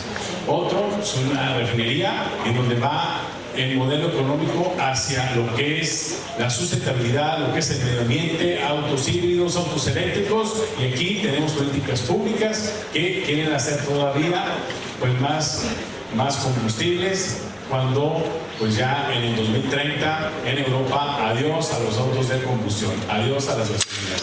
Y bueno, pues aquí estamos apostando precisamente a eso. Entonces, eso creo que nos preocupa. Un Tren Maya que ha ocasionado un gran impacto, precisamente impacto económico, un gran impacto en el medio ambiente y que, bueno, en base a los expertos se dice que está en duda su funcionalidad. Y bueno, pues por otro lado, el ejército que cada día está retomando más acciones de las que debe de hacerlo. Están dejando el tema de seguridad como que a un ladito y hoy le están dando más acciones, más facultades desde aduanas, desde construcción de aeropuertos y por lo tanto, bueno, pues eso también creo que es algo que nos debe de ocupar. Asimismo, creo que se pueden dar señales de autoritarismo, el poder estar atacando a las instituciones y sobre todo un órgano que es muy importante, el Instituto Nacional Electoral, que sabemos que pues, es el voto de todos los mexicanos. Pero también igual que se está haciendo desde la oposición, yo creo que tenemos que cambiar de narrativas, encabezar las causas realmente sociales, no las que nosotros creamos o queremos, sino que realmente las causas de los ciudadanos. Y ahí yo creo que estamos fallando todos, en este caso desde nuestro punto de vista de la oposición. Por el otro lado, ser congruentes en el decir y el hacer. Si estamos diciendo que los corruptos y si vemos que todo el mundo está echando dinero a la bolsa, pues entonces eso se llama incongruencia, ¿no? Y por supuesto, dar resultados y postular a los mejores hombres y mujeres para, en este caso, para el 2024. Esta es la última femina. ¿Qué es lo que realmente queremos para México? ¿Qué es lo que anhelamos? Aquí ya nos comentaron el tema de seguridad. La verdad que ojalá que tengamos un México más unido, un México más fortalecido, un México con certeza jurídica, porque si no hay certeza jurídica, entonces las inversiones, ustedes lo saben como economistas, automáticamente esto se puede venir hacia abajo. Por supuesto que va a generar una certidumbre económica, crecimiento, ¿sí? ¿Qué es lo que pasa? Bueno, hace 2 o 3 días con lo que pasó en la parte sur de los aeropuertos, eso es por un lado, por la otra parte, la parte norte, en donde estaba construyendo una gran cervecera y que a mano alzada dijeron, ¿quieren que siga o no siga? La gente dijo que no, y bueno, cuando ya llevaba una gran inversión, entonces tenemos que tener certeza jurídica para poder tener crecimiento. ¿Sabe? Y, por supuesto, el fortalecimiento de las instituciones. Si no tenemos instituciones fuertes, entonces vamos a tener ciertas debilidades como tal. Y, pues, por último, un combate frontal precisamente a la corrupción. Yo creo que ese es el gran cáncer que hoy tenemos y, por lo tanto, tenemos que trabajar. Y la corrupción es siempre lo que yo he dicho, es de 2 vías, el que da y el que recibe. Y por lo tanto, si por ejemplo llega un agente de tránsito y se te para y se te infracciona, y si tú le das como no haces esa mordida, tú eres parte precisamente de esa corrupción. Hay que evitarlo. Y ese es el gran reto que tenemos el día de hoy, precisamente como país. Muchísimas gracias.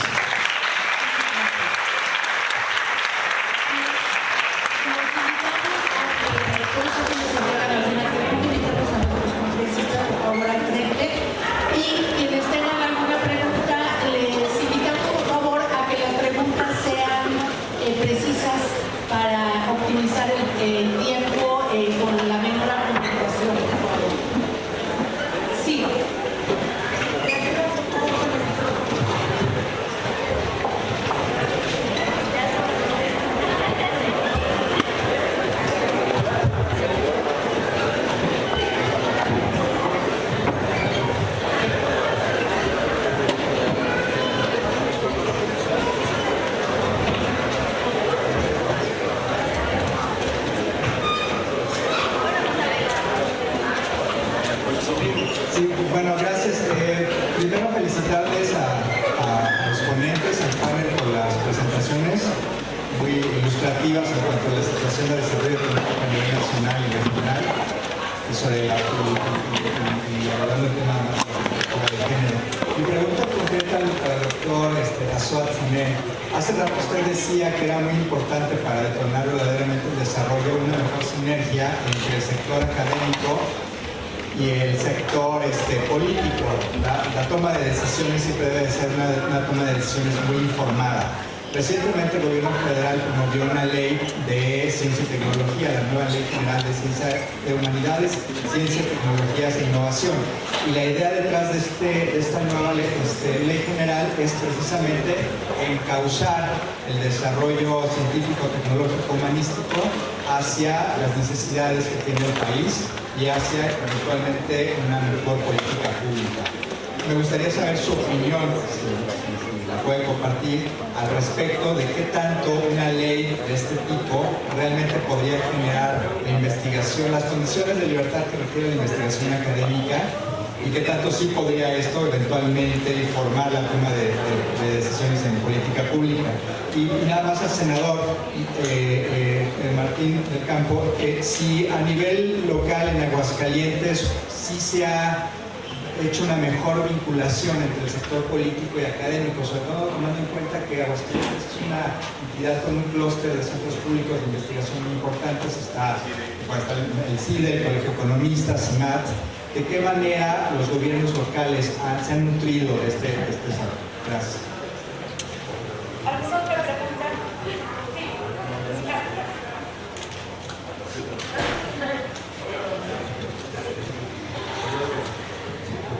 Gracias, buenos días. Yo soy Carolina, soy investigadora del Instituto Lyndon LaRouche y el Instituto Schiller.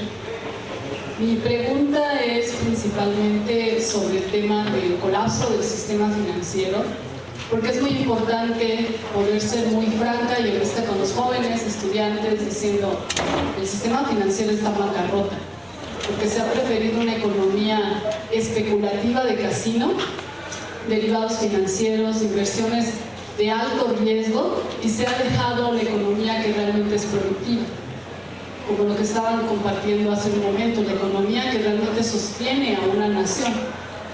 En esta perspectiva se ha dado una confrontación que existe, que nadie puede negar, internacional, de casi una guerra termonuclear entre la OTAN y Rusia. Y frente a esto, lo que nosotros estamos planteando es que se requiere un nuevo sistema financiero. Este nuevo sistema financiero basado en una colaboración en base a proyectos de alto nivel. ¿Qué sector estratégico, no solo de México, sino la mayor parte de lo que pasa en México es una causa internacional? ¿Qué sector estratégico es con el que México puede unirse al tema de los BRICS? Quiero comentarles que en el sondeo que yo he hecho en las universidades con los estudiantes, les interesa mucho el tema de los BRICS. Esta alianza de Brasil, Rusia, India, China y Sudáfrica. ¿Por qué? Porque están viendo que China está hablando de desarrollo. Sacó 800 millones de la pobreza. ¿Cómo lo hizo? Y no lo hizo apostando en la bolsa de Wall Street o en la City de Londres con derivados financieros. Lo hizo invirtiendo en lo que era productivo. Entonces mi pregunta, más que pregunta, porque no se trata de estar de acuerdo o no, sino más bien cómo se va a impulsar desde la academia el que los jóvenes estén sabiendo la realidad de lo que pasa en el mundo y partir de ahí. Dos, cómo se les va a llevar y formar para que realmente tengan un nivel y puedan unirse a la política de los BRICS. Y tres, solamente plantear que aquí tenemos un grupo de estudio con el tema de un nuevo sistema económico y la economía de Lyndon LaRouche, y que el tema de los BRICS van a tener ellos una reunión el 2 y 3 de junio, porque están recibiendo muchísimas solicitudes para naciones que se quieren incorporar a ellos, porque ven que el mundo se está yendo a una guerra. Entonces ese sería mi planteamiento. Gracias que pueda hacer alguna aportación a esto. Gracias.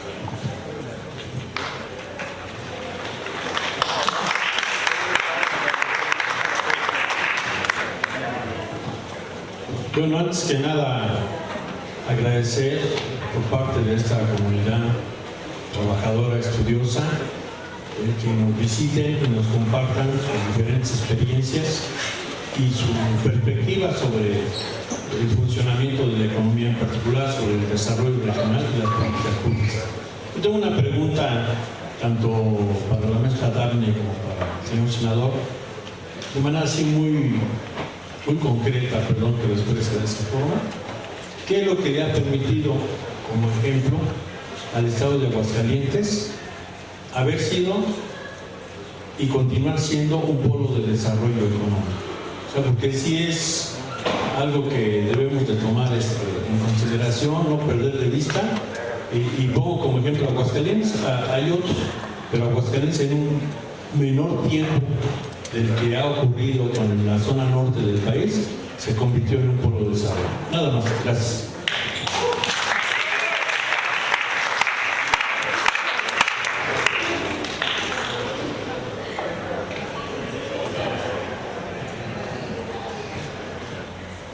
Una pregunta para el maestro Norman Eduardo. Mencionó algo que parece muy importante, o que es muy importante, que la innovación debe ser un factor de desarrollo y que además debe servir para orientar ese desarrollo. Entonces la súplica es que pudiera ampliar, hacer un comentario más amplio sobre este particular. Gracias.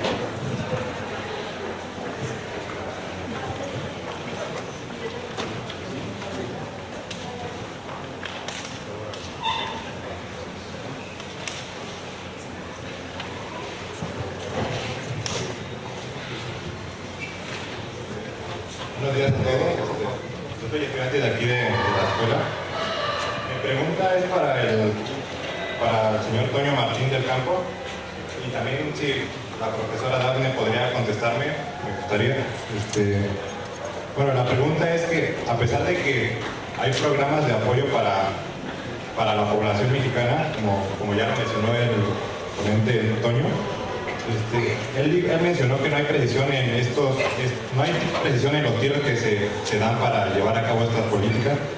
Y bueno, él mencionó también que se deberían de llevar políticas para generar empleos y también generar el desarrollo empresarial en los jóvenes. Entonces, mi pregunta es, ¿cómo puede ser llevado a cabo esta política que sí sea un tiro certero, ¿no? Porque también aquí, en el desarrollo de las políticas, como mencionó Dafne, es necesario incluir a las mujeres. Entonces, ¿cómo podremos abordar todo esto para que las políticas se puedan llevar a cabo y sí funcionen? Porque, como mencionó, hay políticas que se llevan a cabo, pero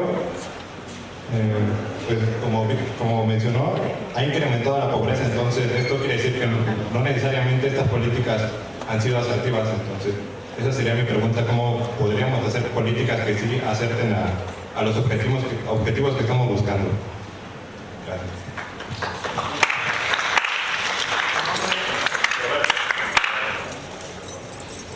Buenas tardes, yo también soy estudiante de aquí de la Escuela Superior de Economía. Yo tengo preguntas para cada uno de los exponentes, bueno, principalmente para la maestra.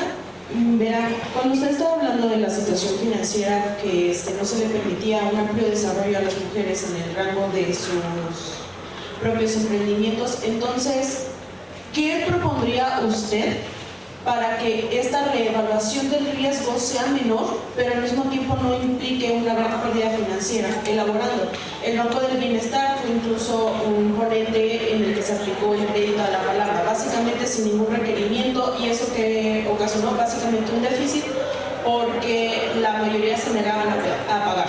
La mayoría de la revaluación del riesgo es justamente eso, el hecho de que esta situación informal provoca que no se tenga un ingreso fijo y los pagos se pueden atrasar, y al final de la cuenta los ingresos se van a ir pues básicamente entre el impuesto y también lo que es el interés. Los intereses al final terminan comiendo tanto a las mujeres como a sus familias a la larga. Ahora, para el senador, aumentando un poco el tema que quiere decir sobre la redistribución del ingreso que se les está dando a las familias, ¿usted propondría un modelo más parecido al de Brasil? Tenemos que tener en cuenta que Brasil, en cuestión de sus políticas públicas, ha mantenido un régimen de que si no se llegan a cabo estos pueden llegar a quitar. estos apoyos se quitan. Por ejemplo, si la madre, el padre no llevan al niño a la escuela por lo menos 4 veces a la semana, entonces, pongamos un ejemplo, la beca para empezar para niños y niñas de la Ciudad de México es muy similar a la de Brasil. En el caso de que los padres no lleven a la escuela a sus hijos, esta beca se retira en automático. Ustedes podrían proponer algo así, aunque siguen creciendo. Tuvimos el caso del Cartoon Network, tuvimos el caso de algunas series que ya tuvieron que emigrar a Estados Unidos justamente porque no se les dio la innovación necesaria ni tampoco los apoyos necesarios para implementar nuevos criterios de animación, por decir solamente un ejemplo. No sé si podría elaborar un poco más ese tema de orientación y en qué aspectos usted cree que sería mejor orientados. Muchas gracias. Bien, hacemos un corte de preguntas aquí para que contesten los proponentes. Si tienen preguntas, ya les preguntaré la disponibilidad de tiempo.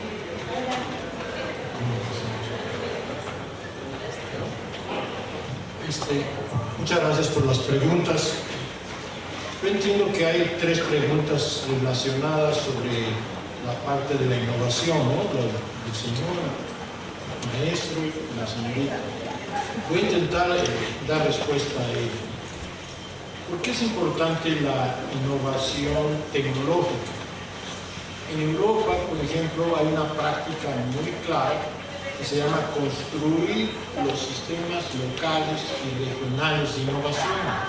Una práctica que se ha llevado a cabo mucho tiempo, en donde la idea básica es orientar el proceso de innovación. Yo tengo un trabajo, ahí lo cité en la presentación, sobre los factores regionales de la innovación.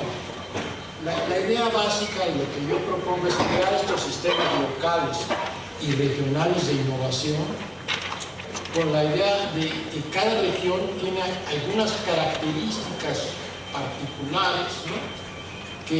Donde la actividad que se realiza es importante detonarla, porque el enfoque tradicional es la idea del empresario innovador, schumpeteriano, que realiza los cambios. Ni siquiera eso hoy en día la economía se cumple, porque son los grupos de investigación y desarrollo de las empresas que generan con una visión basada en el mercado y en la rentabilidad generar las innovaciones y los cambios.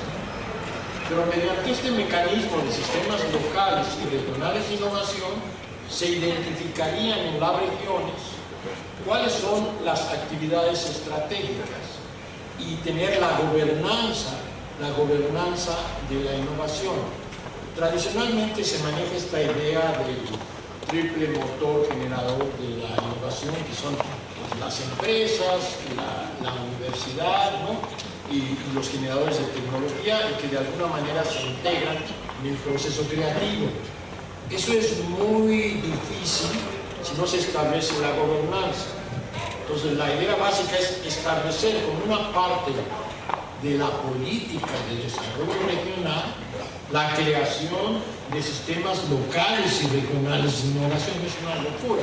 Está basada en la experiencia europea, en la idea de los tableros, en la búsqueda de la innovación. Ahora, ¿cómo hacer esto?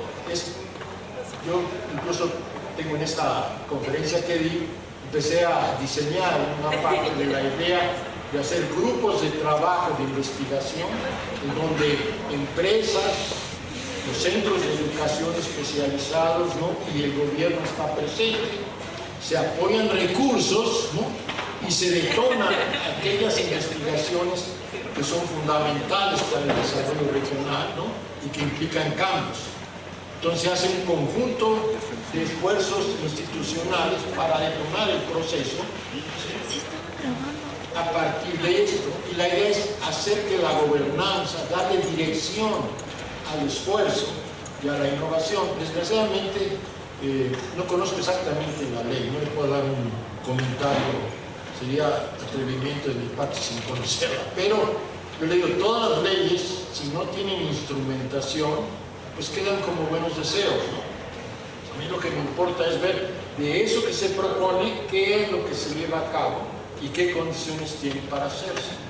A mí me parece que el desarrollo tecnológico es fundamental para el desarrollo del país. El problema que tenemos del mercado dual de trabajo y esa oferta ilimitada de mano de obra, ¿sí?, es precisamente el problema de no crear habilidades y capacidades diferentes, ¿no?, en donde hay que desarrollar la parte tecnológica, ¿no?, pero no en general la tecnología, sino la tecnología que puede impactar a la región. Esa es un poco la idea de los factores regionales de la innovación.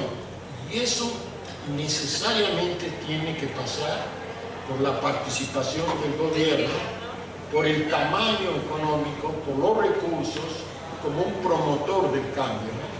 Porque tampoco es posible que las pequeñas y medianas empresas frente a las grandes transnacionales compitan, ¿no? Los grandes comercios pequeñitos frente a los grandes centros comerciales, y cuando entra un centro mata todas las áreas de comercio pequeños.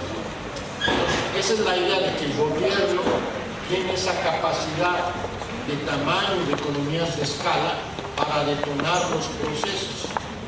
Y la innovación tiene que ser dirigida con un fin de que impulse la producción, mejore el empleo, el ingreso, con la idea de desarrollo económico, no más generar innovaciones en función del mercado y suponer que esto implica simplemente un beneficio. Entonces esa es un poco la idea, no sé si eso da una idea clara. Había que apoyarlo con recursos y se conecta con esta idea de los fondos. A mí me parece que la parte financiera no puede tocarse solo, bueno, se puede, pero no creo que sea adecuado tocarla separada, digamos, del proceso de desarrollo.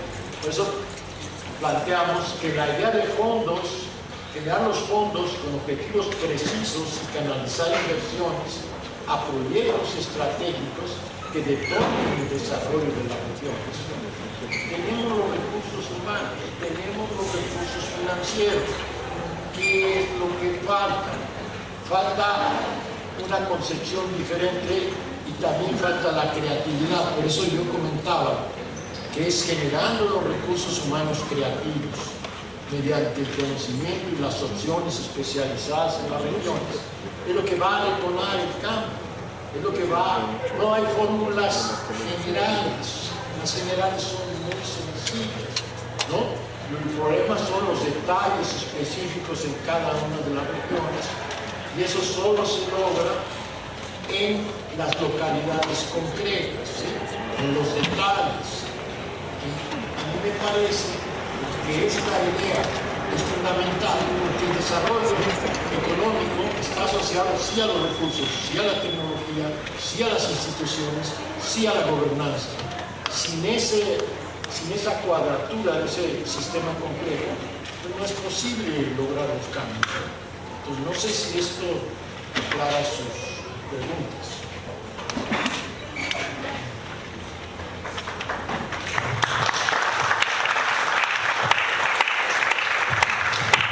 Gracias.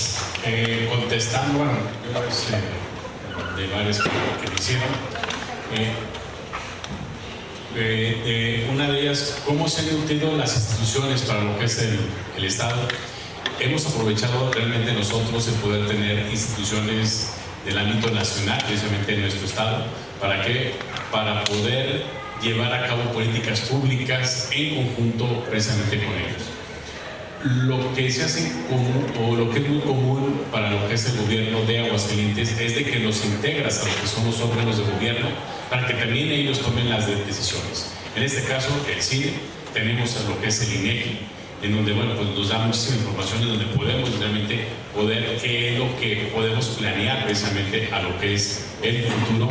Y esos órganos de gobierno, que no nada más son funcionarios del gobierno del Estado, sino que también son de la sociedad y de asociaciones, ayuda precisamente a poder tener una mejor planeación precisamente para lo que es el futuro. Por otro lado, quien comentó cuál es el nuevo sistema financiero, yo creo que tenemos que apostar precisamente a lo que es la ciencia, la tecnología, sobre todo lo que es la tecnología. Y puse el ejemplo del Uber, de la comida rápida, cómo ha ido evolucionando precisamente esto. Y hoy lo que está demandando el mercado internacional es precisamente los jóvenes, que son los TICs, ¿sí? Es ahí en donde tenemos que empezar a enfocarnos. Entonces, desde este momento, el sistema educativo tiene que empezar a ver y preparar a esos jóvenes para las próximas generaciones. ¿Qué se hizo en Aguascalientes? En Aguascalientes llegó las plantas armadoras de Nissan 1, ya llegó Nissan 2, llegó Mercedes, y por supuesto que para eso hace 10, 15 años aproximadamente ya se empezaba a dar carreras de robótica, preparando precisamente a los nuevos ingenieros que iban a estar hoy en esas plantas, en las cuales afortunadamente los directivos son de Aguascalientes. Entonces, eso es el tipo de políticas públicas que tienes que ver desde ahorita para lo que es el futuro. Tal y como lo comentaba el doctor, en base a los polígonos, ves el crecimiento, ves el desarrollo, pero te tienes que preparar para lo que es el futuro. Entonces, hoy es apostarle a lo que es la tecnología. Lo que comentó Faustino, ¿qué le ha permitido al Estado de Aguascalientes el poder tener esa planeación? Afortunadamente, en Aguascalientes tenemos un plan que va más allá de un sexenio. Nuestros planes son a largo plazo.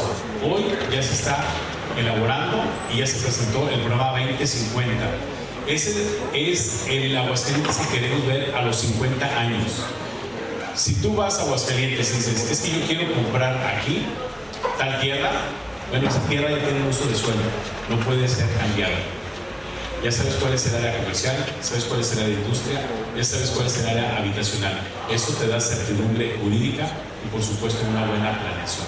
Entonces queremos evitar ese manipuleo y sobre todo que cambios de gobierno, que no exista alguien que quiere llegar o que quiere imponer a su capricho o en este caso por intereses personales o de grupo. Entonces ya se tiene una planeación precisamente a largo plazo y se está, cuando se llegue antes del 2050, por supuesto que se estará planeando al 2070. Y así es como afortunadamente nos ha funcionado tanto la planeación urbana y por supuesto en la parte económica. Ahí comentar nada más cómo hemos ido evolucionando de una parte de lo que fue el tren, cómo nos fuimos a la agricultura, nos fuimos a la parte de la industria automotriz y hoy estamos mirando a lo que es las tecnologías. Eso es como ha ido evolucionando precisamente lo que es nuestro estado, precisamente anteponiéndonos a lo que vemos en lo que se viene en el futuro. Espero que haya contestado, Faustino. Lo que comentó Roberto de los programas, efectivamente, o sea, a ver, hay varios programas que no tienen control, que inclusive les entregan a los beneficiados el dinero en efectivo, no es ni siquiera por las tarjetas. Hoy afortunadamente, bueno, ya va cambiando a través del Banco de Bienestar, cuando les entregan el recurso, en este caso en efectivo. Y si no lo empiezas a medir, pues automáticamente no van a tener un buen resultado. ¿Por qué? Porque están nada más dando lo que es el dinero, y eso pues yo lo vería desde un punto de vista pues 100% electoral. Pero ¿qué es lo que pasa? Si realmente a ti te preocupa la pobreza, pues entonces pon y haz mecanismos para realmente poderla erradicar. ¿Y cómo la puedes erradicar? Como la persona que antecedió en lo que fue la pregunta de qué tipo de políticas públicas tienes que implementar. Por supuesto que se tiene que implementar con controles. Porque, por ejemplo, si tú tienes una beca y si no vas a la escuela, pero te la siguen dando, pues entonces de nada sirve. ¿Qué va a pasar con eso? Pues sencillamente va a estar tirando lo que es el recurso. Tienes una beca, pero tienes, tú adquieres un derecho, y tu obligación ¿en dónde está? O en dónde está nuestra obligación también como ciudadanos. Y nuestra obligación como ciudadanos es también igual poder ir mejorando. Si tú tienes una pobreza de un cierto nivel, el objetivo es de que en ciertos años cambies y que ya no estés en esa pobreza, sino que tu nivel adquisitivo puede estar mejorando porque ya tienes hoy las herramientas, tanto en el ámbito de salud y por supuesto en el ámbito educativo. Y comentabas que si se puede implementar este tipo de políticas públicas como en Brasil. Claro que sí, eso es lo que tenemos que hacer. Y la verdad, yo sí quiero apostarle a las próximas generaciones. no quiero apostarle a las próximas elecciones. Y eso es mi diferencia. Gracias.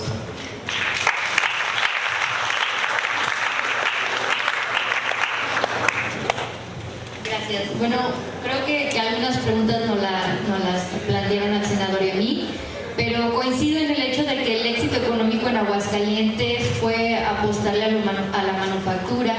Llegó la industria automotriz, pero no solamente llegó la industria automotriz, sino que dentro de la entidad se crearon clústeres de proveeduría, ¿no?, que también permitieron que las mismas empresas locales pudieran ser proveedoras de esas armadoras y que en ese sentido también se fomentara el desarrollo económico al interior de la entidad y no solamente que, digamos, se armen aquí, ¿no?, y que finalmente todas las ganancias y los recursos salgan de la entidad, sino que se mantengan. Sin embargo, también hubo una problemática vinculada con apostarle únicamente al sector automotriz. El problema es que no se diversificó la actividad económica y ante la pandemia y con los problemas en las cadenas de suministros, las empresas automotrices dejaron de producir a los niveles que producían previos a la pandemia y eso ha causado dificultades económicas a la entidad. Entonces yo creo que es una experiencia que nos sirve en dos sentidos. En un sentido, pues, que fue algo positivo porque permitió fomentar el crecimiento y el desarrollo económico en la entidad, pero también que a futuro se busque diversificar la industria, ¿no?, para que la industria no solamente recaiga en un solo sector y si ese sector tiene un mal desempeño, entonces también vaya a afectar a toda la dinámica de la entidad. Actualmente se le está apostando precisamente al desarrollo de industria tecnológica, que es una industria que ya tiene cierta consolidación en la entidad, el desarrollo de electrónicos y componentes de computadoras y televisores. Entonces creo que es una buena área de oportunidad para seguir creciendo, además de que Aguascalientes pues cuenta con toda la infraestructura necesaria para este sector. Por ejemplo, contamos con los centros públicos, tanto sociales como tecnológicos, y con varias universidades tecnológicas que permitirían tener, digamos, que el personal suficiente para cubrir la demanda de personal. Con respecto a la política pública, pues sí, actualmente el problema con la política pública es que no es focalizada, que no existen indicadores que nos permitan medir el avance y el impacto y finalmente que no se realizan evaluaciones. Entonces, supongamos, ¿no?, están dando apoyos a toda la población en general, entonces toda la población va a tener una condición mejor, pero eso no necesariamente va a igualar a los que están peor con los que están mejor, ¿no? Lo ideal sería que a los que estén en una situación desfavorable se les dieran los apoyos para que puedan alcanzar una situación mejor. El problema es que no existe esa focalización de los recursos. En segundo lugar, pues no existen indicadores que nos permitan medir el avance de los programas y mucho menos el impacto, es decir, qué beneficios ha tenido en las poblaciones a las que están dirigidos, y en ese sentido pues no sabemos si están siendo eficientes o no están siendo eficientes, e incluso si están cumpliendo los mismos objetivos que se plantearon dentro de la política pública. Y finalmente, con respecto a las políticas públicas de financiamiento a las mujeres empresarias, pues es un riesgo, ¿no? Es un riesgo que también toman los gobiernos estatales principalmente, que son quienes fomentan este tipo de programas de financiamiento a las empresas. Pero también creo que es una oportunidad, ¿no? Porque si las empresas de mujeres logran consolidarse y crecer, también van a estar contribuyendo a la misma dinámica de desarrollo y crecimiento económico. Lo que se puede hacer para prevenir, ¿no?, en cierta medida el desperdicio de recursos, vamos a verlo de esta manera, ¿no?, porque sabemos que no todas las empresas van a lograr consolidarse, es brindar capacitación previa a las empresas, sobre todo si estamos pensando en políticas públicas con perspectiva de género, a las empresas de empresarias, para que tengan una mejor gestión y administración de su empresa previo a que puedan acceder a este recurso, y ya cuando les llegue el recurso tengan más herramientas para poder gestionarlo de una mejor manera y evidentemente tengan una empresa mucho más consolidada y con muchas más, digamos, herramientas administrativas también para que puedan gestionar esa empresa. Y bueno, pues de mi parte sería todo. Muchas gracias.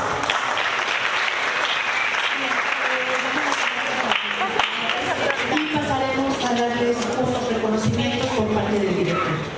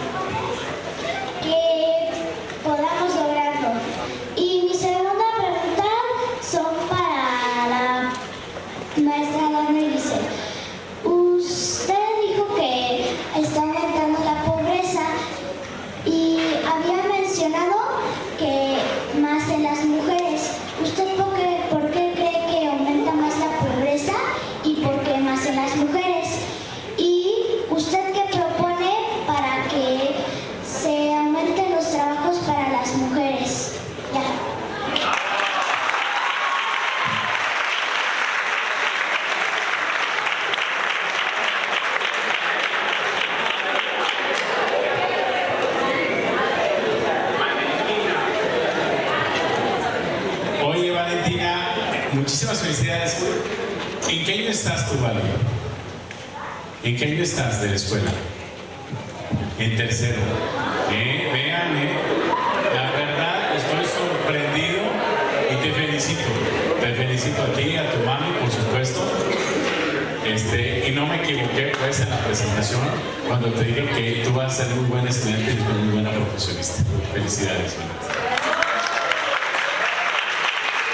Y tu pregunta, claro que sí. ¿Qué es lo que sería? Y a lo mejor qué es lo que también igual haría un servidor. Bien, primero, a ver, hicimos un marco jurídico. Cambiamos la ley para que pudiésemos tener mejor seguridad y creo que eso no funcionaba. Entonces, ese es el primer paso que se tiene que hacer, el marco jurídico. Segundo, la delincuencia se tiene que combatir con inteligencia, no con más armamentos, no con más patrullas. Se debe de ver la cuestión de inteligencia y dar tiros de precisión. Y por supuesto, el poder tener una gran coordinación entre el gobierno federal, el gobierno de los estados y los gobiernos municipales. Porque va a ser muy complicado para el gobierno federal qué es lo que está pasando en algunos municipios muy alejados. Quienes saben realmente del tema de seguridad son los municipios, porque son los que tienen el contacto directo con el ciudadano. Y para eso tenemos que equipar bien las policías municipales y las estatales. Y con esto estoy seguro y convencido que entre todos, ojo, entre todos, porque no nada más es el gobierno la seguridad, entre todos, porque también es competencia de nosotros como ciudadanos. Si algo vemos que está mal, hay que reportarlo y hay que decirlo. Y también nosotros qué estamos haciendo con nuestros hijos. Entonces es una gran pregunta. Felicidades.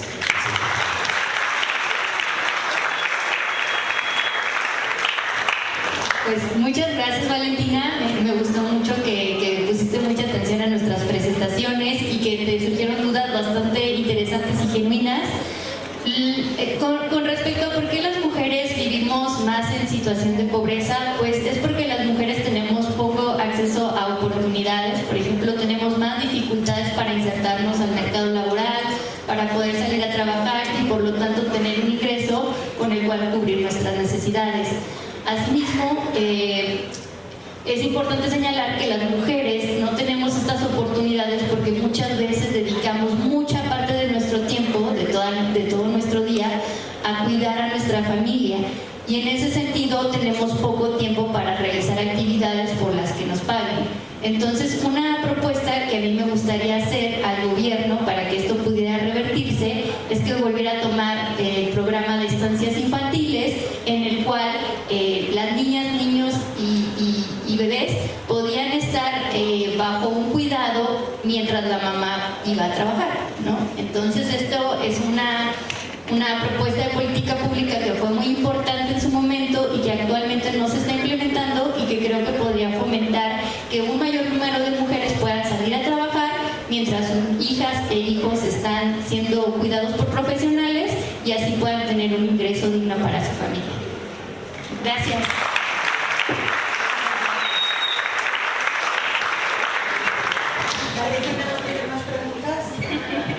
Sino para proceder a los reconocimientos, por favor, por parte del director. Muchas gracias.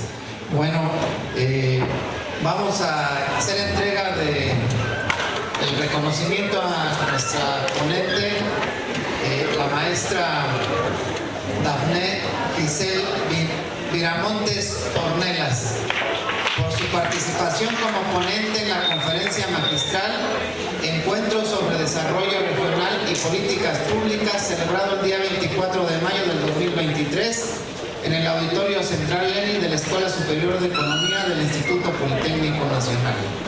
Muchas gracias y muchas felicidades.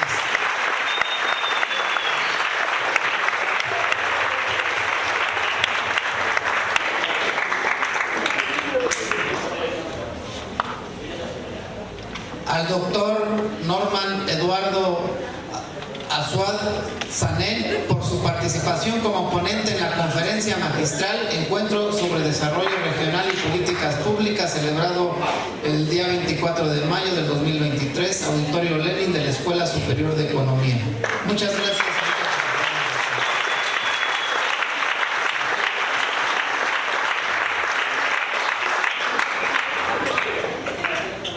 nuestro senador Juan Antonio Martín del Campo, igual su participación como ponente en esta conferencia magistral, Encuentro sobre Desarrollo Regional y Políticas Públicas, este día 24 de mayo de 2023, en este Auditorio Central Lenin, de la Escuela Superior de Economía del Instituto Politécnico Nacional. Muchas gracias.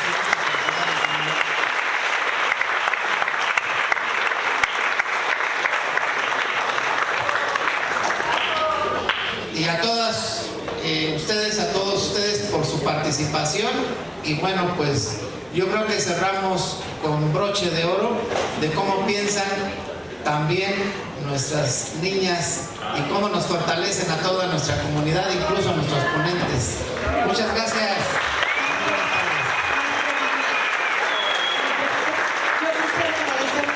A los maestros de la Academia Politécnica de Economía, al maestro Faustino, al maestro Carlos Maya, al maestro Benito y otros compañeros Palomares, que ya se fue, al maestro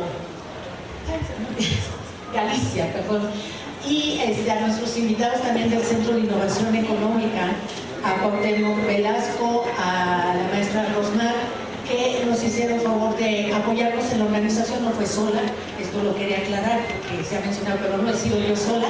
Hemos sido un grupo de maestros que estamos motivados por aprender cada día más y transmitir conocimiento. Muchas gracias.